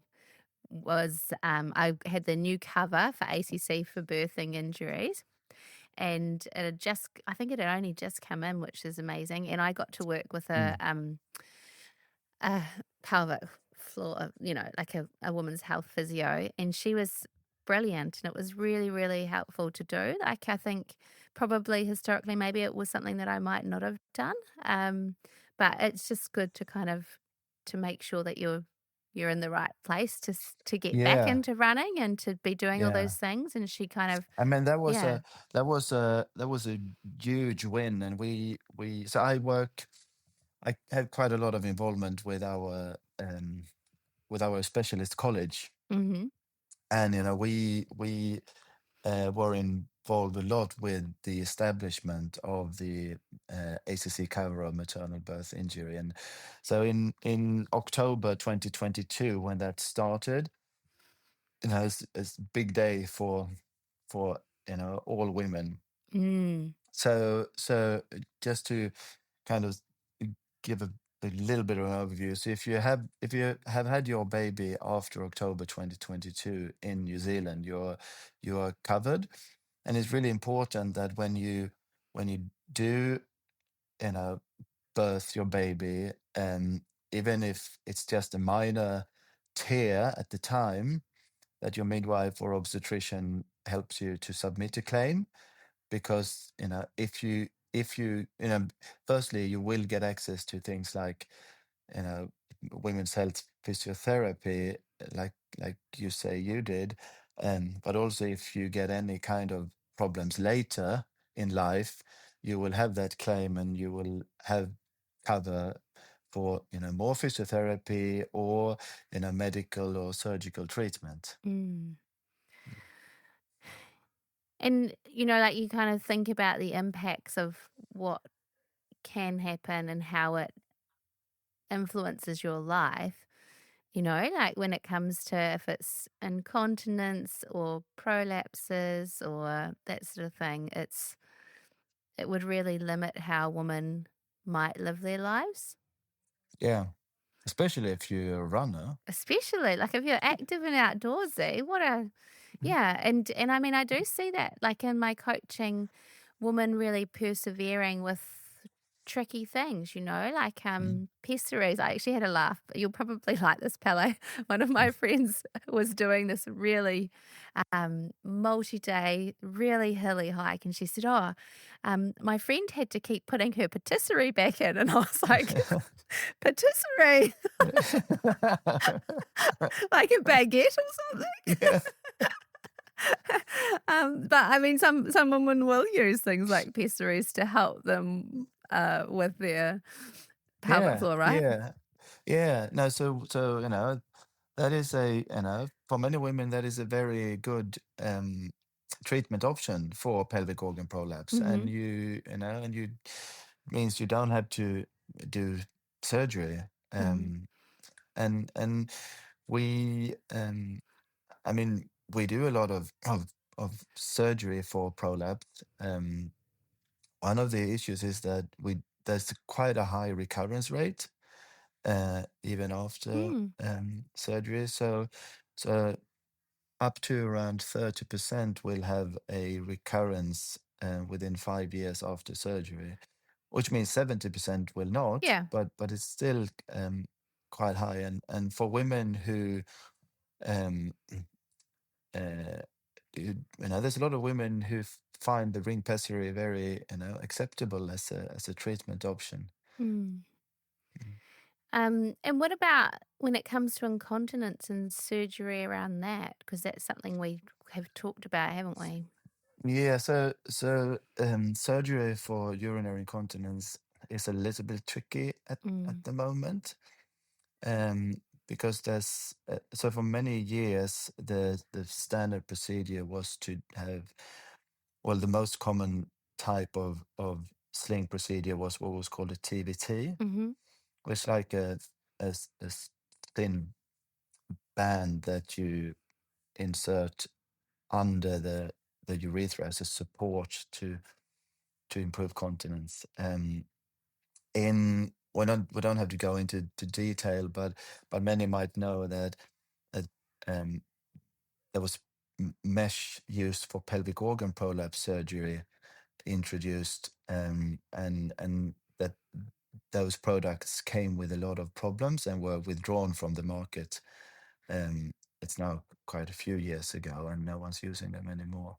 But the incontinence tapes, because they were also made of mesh, or are made of mesh, have also been kind of pulled into that, and we currently have a pause, and there's high there's standards of credentialing for who can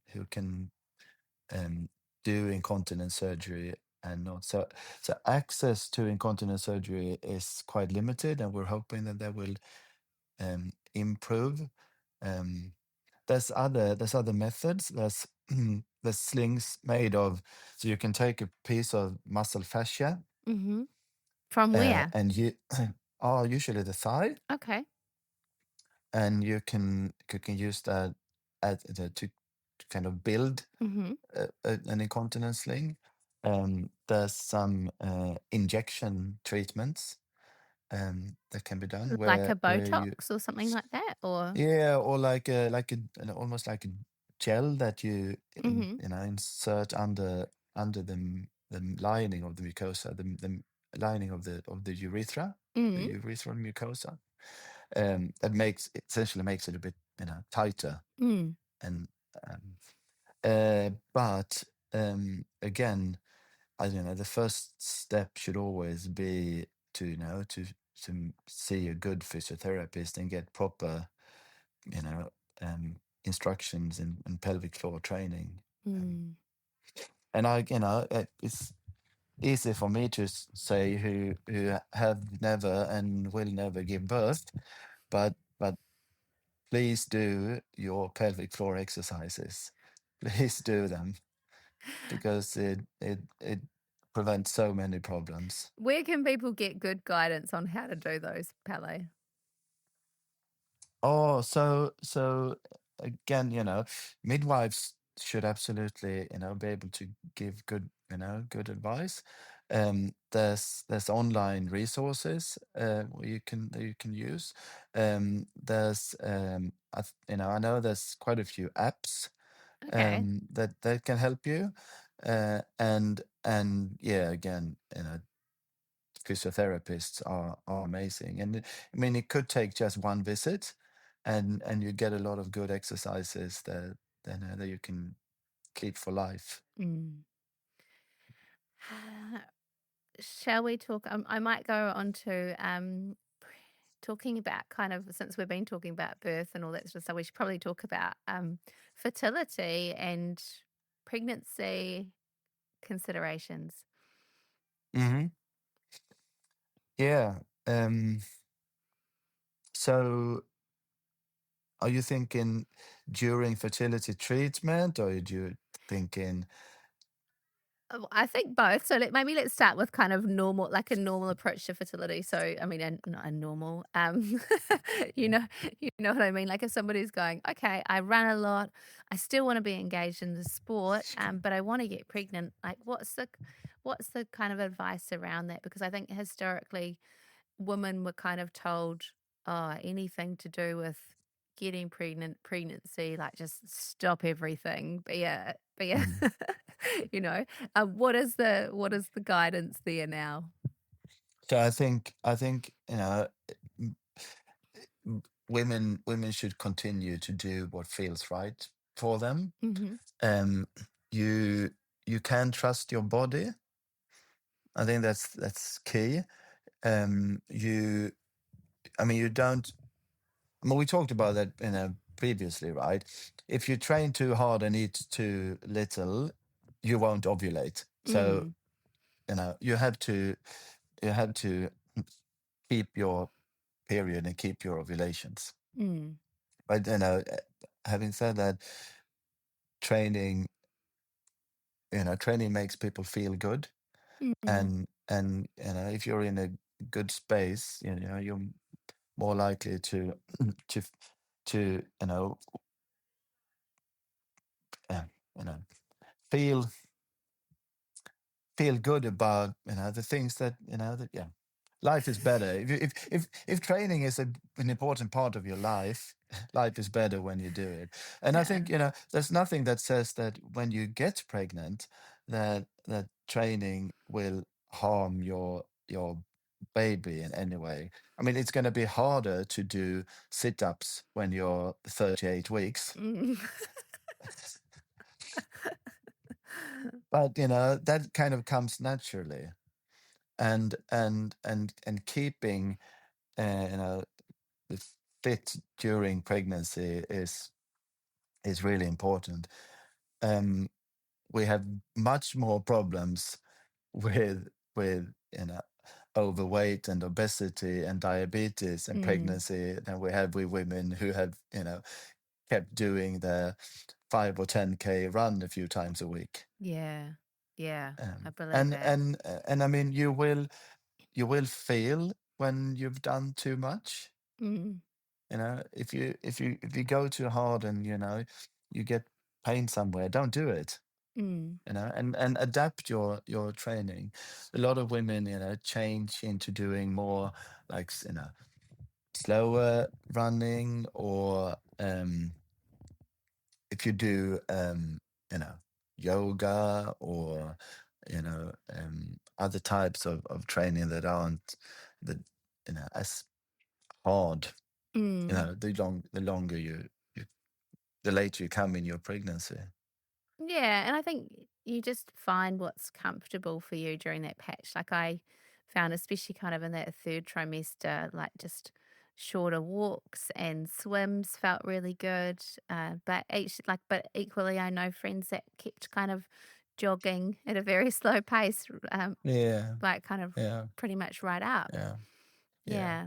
And I mean, unfortunately, there are quite a few women who do get the pelvic girdle pain, Mm. especially at the later parts um, of pregnancy, and doing like this training in water, for example, is often easier because you get a support by the water for the body in a different way. And Mm. yeah. What about through IVF? Because this is an area where I think, you've got that risk, right, of the ovarian torsion syndrome. Yeah, yeah, hyperstimulation, Yeah. and yeah. So do you want to talk So to us about that? Because I feel like that's an area where there hasn't historically been a lot of guidance. uh, so I mean, just briefly, for those who don't know a lot about fertility treatment, but essentially so I'm not a fertility expert that is run by fertility clinics around the country.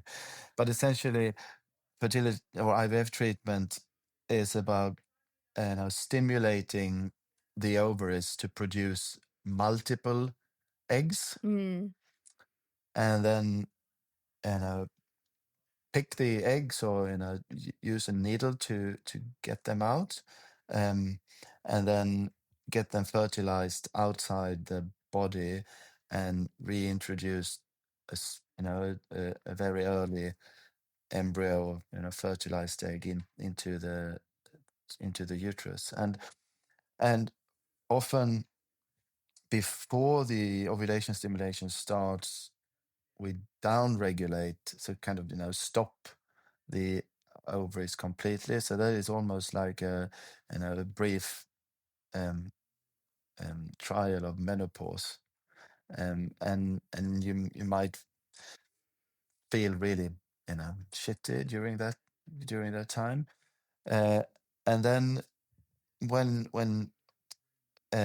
ovulation stimulation starts, the high doses of the hormones can make you feel like swollen, and sometimes the ovaries become quite large. So there can be uncomfortness and almost even pain in the pelvis and in the abdomen. Um, with that of course can have an impact on your ability to to to train.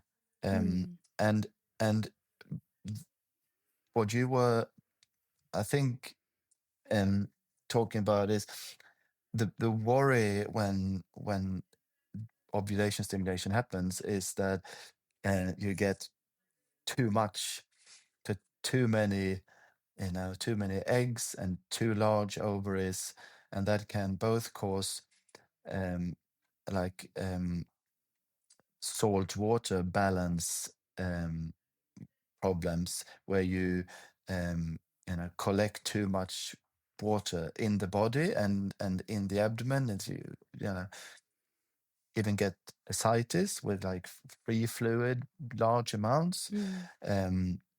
And there is a risk that those big ovaries taut. So the ovary is essentially hanging in its blood vessels. And if the weight distribution within the ovary, so within a large ovary, if that changes, it can start to twist. And if it twists, the blood supply gets impacted. Of course, if you twist the blood vessel, you kind of close it off. So, and that can cause not only pain but actually injury to the ovary. So it is less common today, but it does happen, and you have to be aware of that. And of course, when you are in a state with big ovaries and are all swollen, then it's it's probably not very nice to go out for a long run. No, I remember you just, it is a really like, oh, so for context, I went through 3 rounds of IVF. And you do like thinking about listening to you talking about the, like feeling like you're going through menopause. I remember just there were times when I was like so hot and sweaty, and you get this big kind of like, I'm going to call it like a hum kind of over you. And I'll be like, oh, what is this? And then going through that stimulation is just, it is this really kind of big swollen feeling. It's kind of hard to describe, but it is. You just kind of like, oh. So it does impact the way that you want to be moving, I think, anyway, for what was for me. Like everybody's different, and I think that's part of it as well. But yeah. Okay, so what about kind of the next thing that is probably most applicable to a large audience of a large part of our audience? So going through perimenopause and menopause, and also, like from men that are listening, it's really important for them, for their partners to kind of understand a bit better and be more informed as well. So Do you want to talk to us about training through perimenopause and menopause? Yeah, so I'm really happy that we seem to be in an era where perimenopause and menopause and the changes that happens to women and to some men is much more talked about. Mm. And we also know much more today than we did, say, 20 years ago about the the effects of menopause and what we can do and the benefits and the risks with the treatments that are available. Mm. And so that's really cool, I think. Um, I mean, we used to talk about menopause as the time, the exact time when periods stop. And today we're more talking about the perimenopause as the up to 10 years before that happens, and maybe 10 years after, and that's a transition, and it happens at different ages for different women, even though the mean age for periods to stop is around 51 years. You know, I see women who still have periods when they're 55 and have issues with that, Mm. and women who have perimenopausal symptoms when they're 45. Mm. Um, so and there's women experience a lot of different changes to how they feel and to their bodies. So I think l- many will experience that they don't um, the body doesn't feel the same way as it used to, and it's also like a gradual change that someday you might realize that this is different than what it was 3 years ago. A lot of women experience weight gain. It's harder to build muscle because of the hormonal changes that happen. I mean, the classical symptoms are the hot flashes and the sweatings, and but we also see a lot of women who can't sleep. Um, they have mood changes. They come and say, I don't feel like myself. Mm. There's women who experience skin changes, hair changes, joint pain is not too uncommon. So there's all sorts of different symptoms, and I think um, so HRT, or MHT as we try to call it now, was very popular in the 90s, and then after two big studies that were published around the 2000 around risks with HRT, the use kind of dropped very suddenly, and now with more research done, I think we've learned how to use MHT in a safer way Mhm. with less risks, um, and we can guide women in a better way. So currently the recommendation, if you want to try MHT, would be to use some kind of transdermal estrogen. So that's a patch or a gel, Mm. and then to use then when you use estrogen, if you haven't had a hysterectomy and you still have your uterus, you have to have some kind of progesterone or progesterone-like um, medication to protect the endometrium, so the lining of the uterine cavity, to not grow too much and turn into cancer because of the constant estrogen stimulation. Mhm. So you need to add either a progesterone tablet, or you can choose to have an IUD that contains a progesterone-like hormone that protects the endometrium.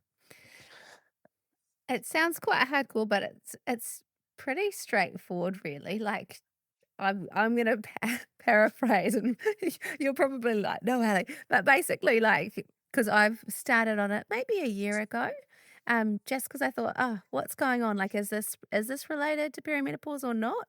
And I tried the gel first, but then I kind of got a bit annoyed about applying it and having to wait. So then I've gone to patches, but it's kind of just like, you know, Yeah, some women say that especially if you need a higher dose, yeah.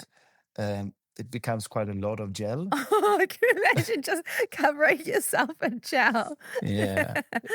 But it's yeah. kind of easy, you know, like you just put the patches on, and then in the second half of your cycle, take the progesterone pills. Mm, And mm. I mean, yeah, it's hard, like it's subjective, but for me, I think it's definitely helped me feel more me again and Yeah, less and kind of joint and and there musculoskeletal are stuff. there are still, I mean, there are still some risks, and it has to be an individual decision, because Yeah. some women might have specific risk factors that means they should be more cautious. Yeah. So we know that, from the data we have, there's still a somewhat increased breast cancer risk if you use MHT for several years. In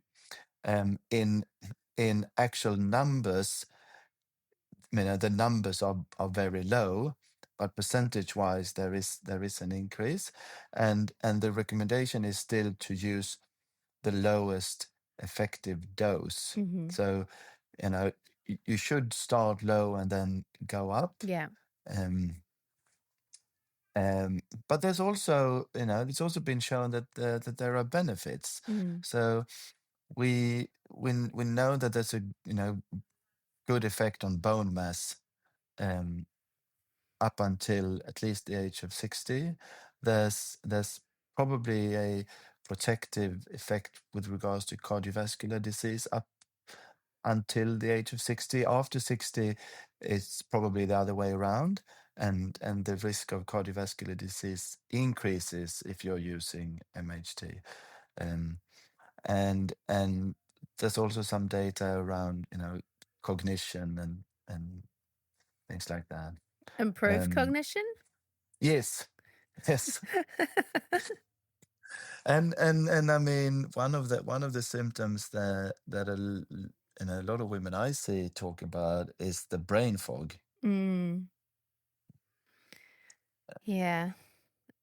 And I mean, it's tricky, right? Because around this age, people are really busy. They're often at the kind of height of their career. They've got family. Well, not everybody, but they've got families. They've got a lot to kind of consider. So it's understandable that you'd have quite a busy brain struggling to remember everything anyway. Yeah, and it's really important that we, keep, as clinicians, that we keep our minds open, and we can't explain everything with menopause, because there will be some women who have hypothyroidism, which can also cause tiredness and brain fog, or who not all mood changes will be menopause. There are actually some women who have a depression. Yes. And we need to understand that. Yeah. It's not like, everyone who have a low mood at the age of 47 will need estrogen. Yeah. Yeah. But it is a game changer for a lot of women. And I think we're in a time when it's becoming more and more recognized that this is a thing, and there is a treatment available. And I've, from a coaching lens, I've kind of, worked with people that go, it is amazing. It's kind of helped me get back to being more me and be able to train more like I used to. And then you have people that go, oh, that just wasn't working for me. And so I've gone No. back and to try and, work with perimenopause in a more natural way. So each to their own. I guess it's a case of kind of weighing up all the pros and cons and what's going to work best for you. And if you feel like that, then give it a go. And if you don't feel like it's right for you, then don't do it. And I think that's important, that there are things that can have a positive impact on things like hot flashes that aren't adding an estrogen patch. For example, running. We know Yay! that women who train regularly experience less perimenopausal symptoms. We know that there's some studies that show a benefit of acupuncture on hot flashes. So there's other things that you can do, and especially if you're a runner, keep running. Yeah. That's also good for your bone mass. Yeah. Yay. Someone telling us to keep running. That's always good. That's what we want to hear. Yeah. We can't sort everything with medication. No, it's true. What about, let's kind of talk about things from a sexual health perspective, because that's an area too that we kind of forget about. I think that sexual health or like libido is like a thermostat for health. It's kind of, well, if you're like we talked about earlier, right, with that energy deficiency and being in survival mode, actually when you're feeling really healthy, you're feeling sexual. So should we talk about that kind of like when it comes to training impacting that, or considerations like libido changing or vaginal dryness, or it's kind of symptoms of menopause, pain? Yeah. Yeah. So with a lower circulating estrogen level, if you with that first group we talked about who have too little fat in relation to muscle, but also when after childbirth, when your estrogen is lower and your progesterone is higher, or in perimenopause, there's a lot of women who do feel that dryness, itching, and maybe pain with vaginal intercourse, and that's often related to that low estrogen level and the and so estrogen is really important for vaginal health. Yeah. So estrogen stimulates the vaginal cells to produce glycogen. And as runners, we want glycogen in our muscles to be able to run, but in the vagina, the glycogen is for the good bacteria. Okay. So the lactobacilli in the lactic acid producing bacteria that we want to be in the vagina, they are stimulated by the estrogen and the glycogen, and they keep the vagina healthy. So if you have symptoms like that, it's you could try a local estrogen cream, Okay. and like a vaginal cream that includes estrogen, and we prescribe that a lot for women during perimenopause and after menopause, and for a lot of women that changes their life. We I mean, libido is tricky because it's not only hormones, it's also in the brain, right? And everything um affects that. If you, as you said, if you're in a good space, um you will be more interested in having sex with your partner. Mm-hmm. And that could, and with increasing age and changing hormonal levels, libido will be affected. We're, as humans, we're built to have kids when we're like 20, Yeah. and and then it's downhill from there, right? and in modern society we kind of have this idea that everything should be the same, um throughout life. And I think we, in some way, we have to realize that it does change, and we have to, you know um sometimes you have to, work on these things with your partner or with yourself, or and everyone's different, and everyone has different you know ideas of what's good for them. um we do often see a positive effect on libido from estrogen treatment, or MHT, in perimenopause. Something that has happened in the last few years is that um, there's there's some evidence, although it's not as um, as strong as for some other parts of MHT, but there's some evidence that adding testosterone to your estrogen progesterone treatment might give an additional positive effect on libido. So that's, some women do want to try that. It's important that we monitor, so that you don't get any negative side effects from that treatment. For example, on blood fats like lipids, um, or any effect on the liver, for example. With that, I guess, and as a coach, that's an important one for me to flag, is that testosterone is a banned substance. So if you are racing, I don't know, do you know the levels, Pele, or is it just completely banned in racing?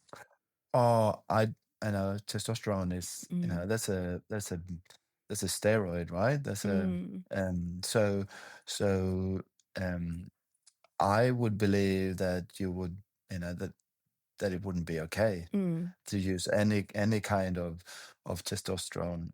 Um, it's interesting because, I mean, the if when we check the levels in the blood, when we add testosterone, sometimes they go up a lot, and sometimes they don't change too much at all. So that's individual, but I think as a kind of a blank rule,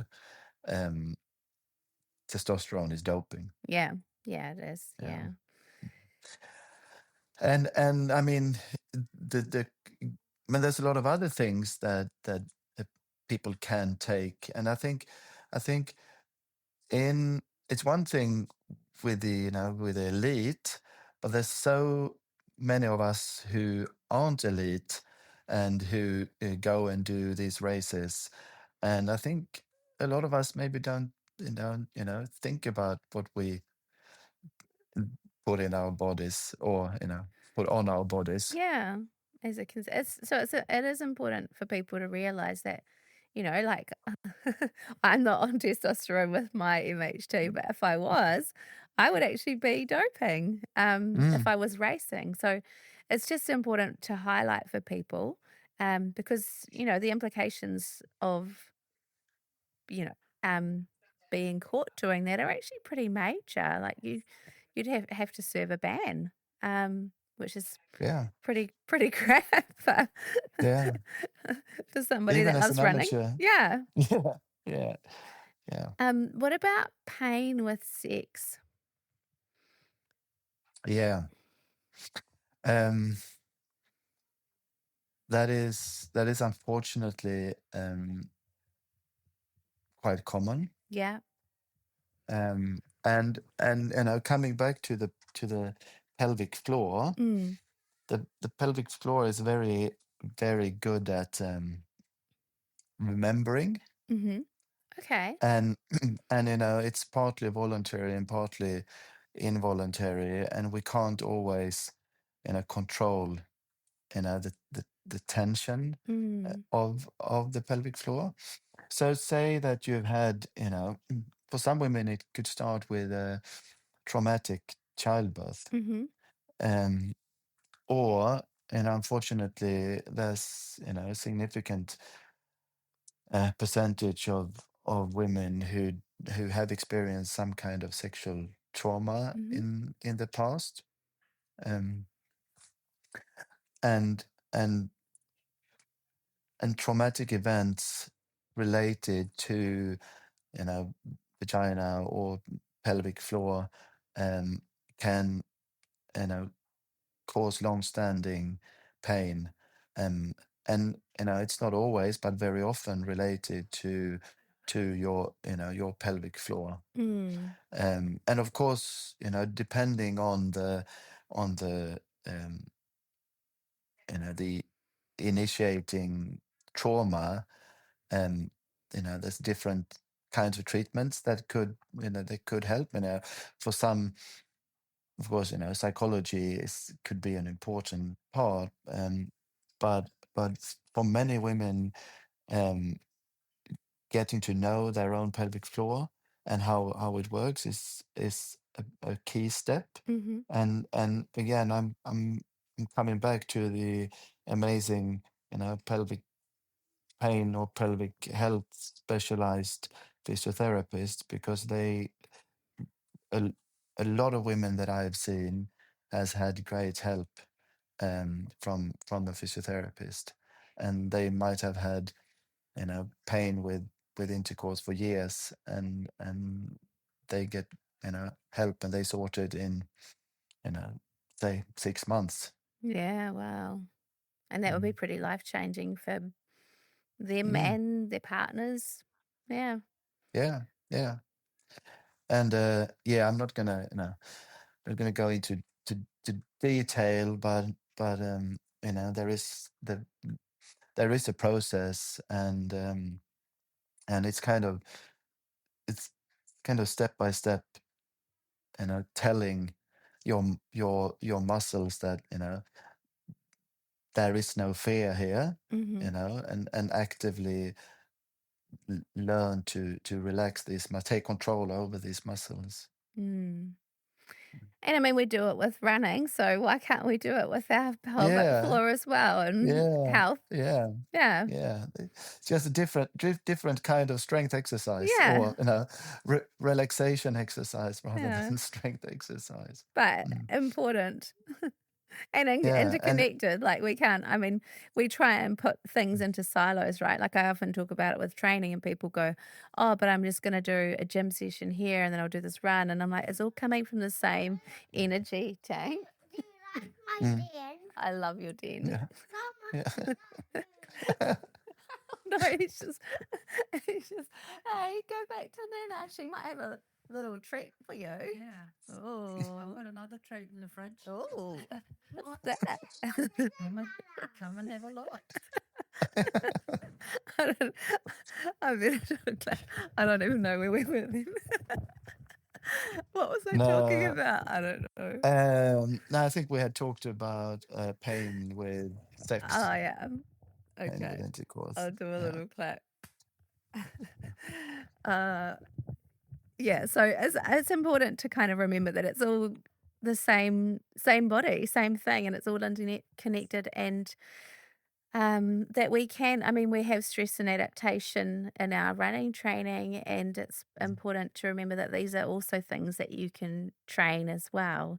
And Yeah. and it'll have positive impacts, just like our running does on our health too. So, Yeah. yeah, I think I really appreciate you chatting with all these things. I know it's not our normal kind of dirt church radio, have a chat about running, but it's good to apply that lens, because it really all of these things do make a big impact on how much we can enjoy our sport. Like, I kind of see and hear the stories about things that are happening in training or racing, and like in regards to continence or heavy periods or hormones or all those things. And so it's actually good to go, well, okay, if this, then what? Like, what can we do about it, rather than just suffer something? What can we do to improve this experience, that we can engage with our sport better?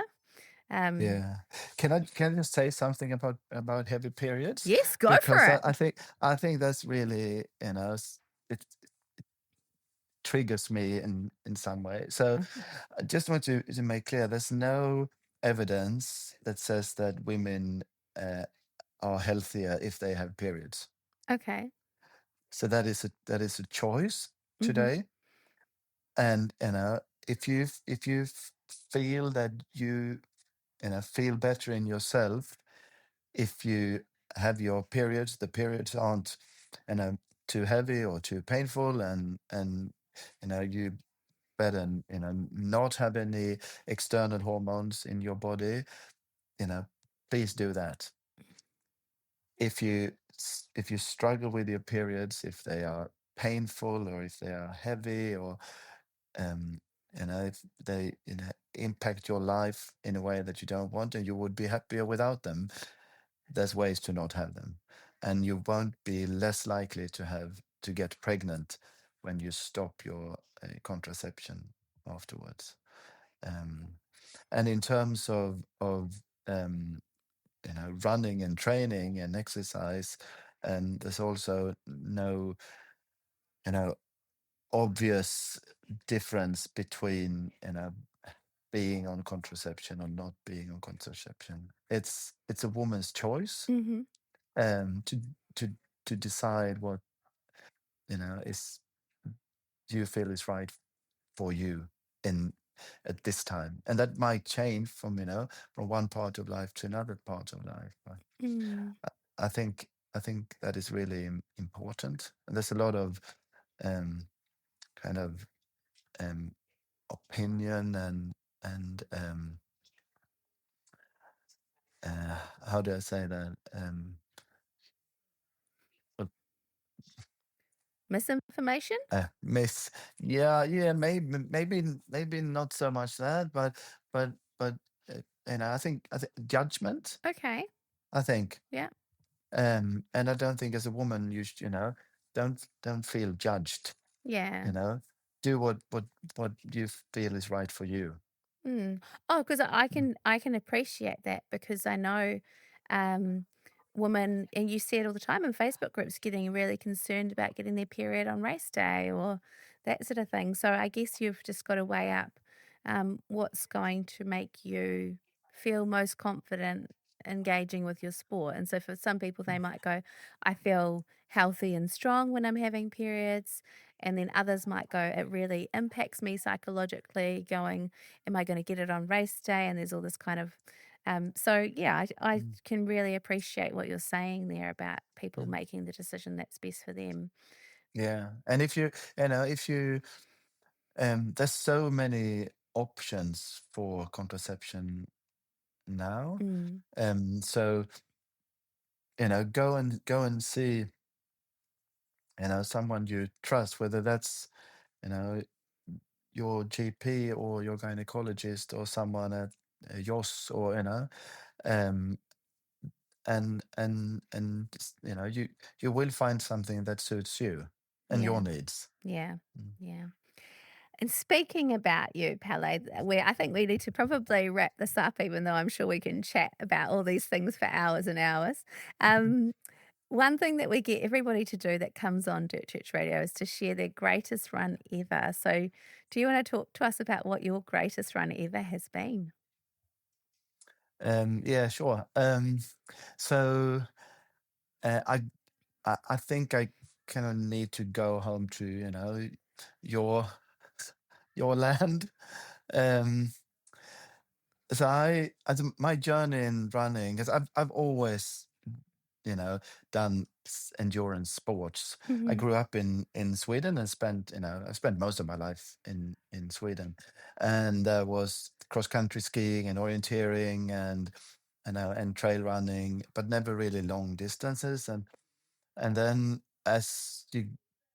I grew older, I think I realized sometime halfway through my 40s that I'm actually just getting slower and slower every year. I do the same, 10Ks twice a week and then 20Ks on the weekend, and I'm doing the short ones too slow and the long ones too fast, and I'm not getting any better. So a few years ago, I joined a coaching program based out of Sweden, and the program was called 10 months to 100K. And I started because I wanted to learn a different way of running. Yeah. It was so frustrating to begin with. I couldn't understand. I couldn't even run on that low heart rate that they suggested I should have. But gradually the body adapted, and then a few months in, I said to myself, well, I'm going to try if this program works. So I signed up for the Tarawera 102K in 2024. And I got there and I had the best day. I think I did 15 and a half hours, and it Well was, done. I was so happy afterwards. Everything just worked so fine. And then I realized, there's actually a miler you can do. So then I continued to train, and I came back. So that was last year in 2025. I did the miler, and I wouldn't say that the whole race was the best run ever, but the way from Okataina and in was because I had decided for myself that this is gonna be 2 races. I'm on Okay. my own. Yeah. I'm on my own for the first race from the start to Okataina. And then my pacer and good friend Dave will come along, Yeah. and we will do another race together through the night. So that was kind of my mindset. I like that approach. Yeah. And so when I struggled, I mean, I struggled mentally there just before, the last like 20Ks until you get to outlet. Yeah. I had said, that's gravel road and forestry roads, and it was kind of not too inspiring. Yeah. And then I just took it one aid station at a time.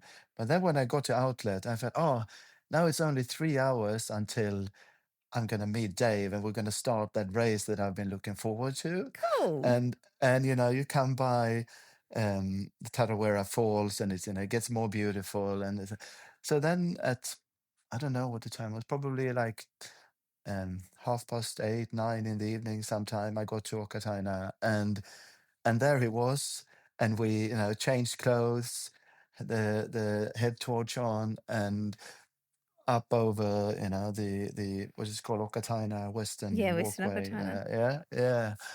Hey, And I've it got a was question. Did somebody do a countdown for you for the second race? Yeah. Probably you. They should have counted you off from Okataina.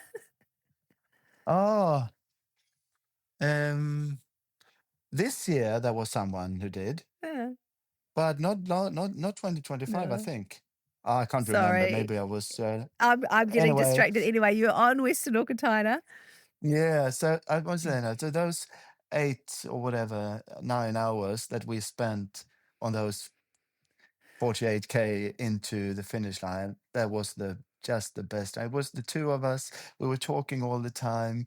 It wasn't too cold. It was it was a little bit of rain, and it was just so great. And I never doubted that I would finish, because it was, the 2 hours there, and it was the night and the head torches, and yeah, it was that was the best run. That's so cool. I love that concept, and I can just see you running out there with your mate, having a real buzz and big nighttime adventure. Oh, And it was, so it was so great. So now I after that I had come up with this crazy idea that I want to go and do a big race in the Alps someday. Okay. That's what's next. We'll see. See, I went back. I did the 102K again at Tattooera this year in the mud and rain, Yep. which was, good learnings. Yeah. A lot of Not the greatest run ever, though. no, not the greatest run ever, but it was good learnings. So we'll see. Well, I'm thinking maybe next or the year after that, but I'll do some other things in the to build up. Well, we'll watch this space, Pelle. It's, I'll be keen to see, especially if you're going running in the Alps. I'd love to see some of those photos. But I just want to say a big thank you for coming on and for sharing your knowledge, and for hopefully breaking down some barriers and encouraging women to make good choices about their health. So it's been a pleasure chatting with you. It's a bit different from what we normally do, but very important. And thank you for coming on. Thank you so much for having me. It's been great. Thank you. Thanks. Do Church Radio is presented by me, Matt Raymond. Me, Ali Pottinger. And me, Andrew McDowell. We're on all the podcast platforms, so like, follow, and give us a rating. It really helps. We're on social media at Dirt Church Radio, and you can email us at dirtchurchradio@gmail.com. Remember to sign up to our Substack for a weekly newsletter and aid station podcast, and also write in with your greatest run ever. We'd love to hear from you, and you can read them on the website too. And thanks to our supporters, Further Faster, and our Substack subscribers in the DCR Aid Station crew. Stay tuned for our show in 2 weeks when we have another great guest lined up. Mā te wā.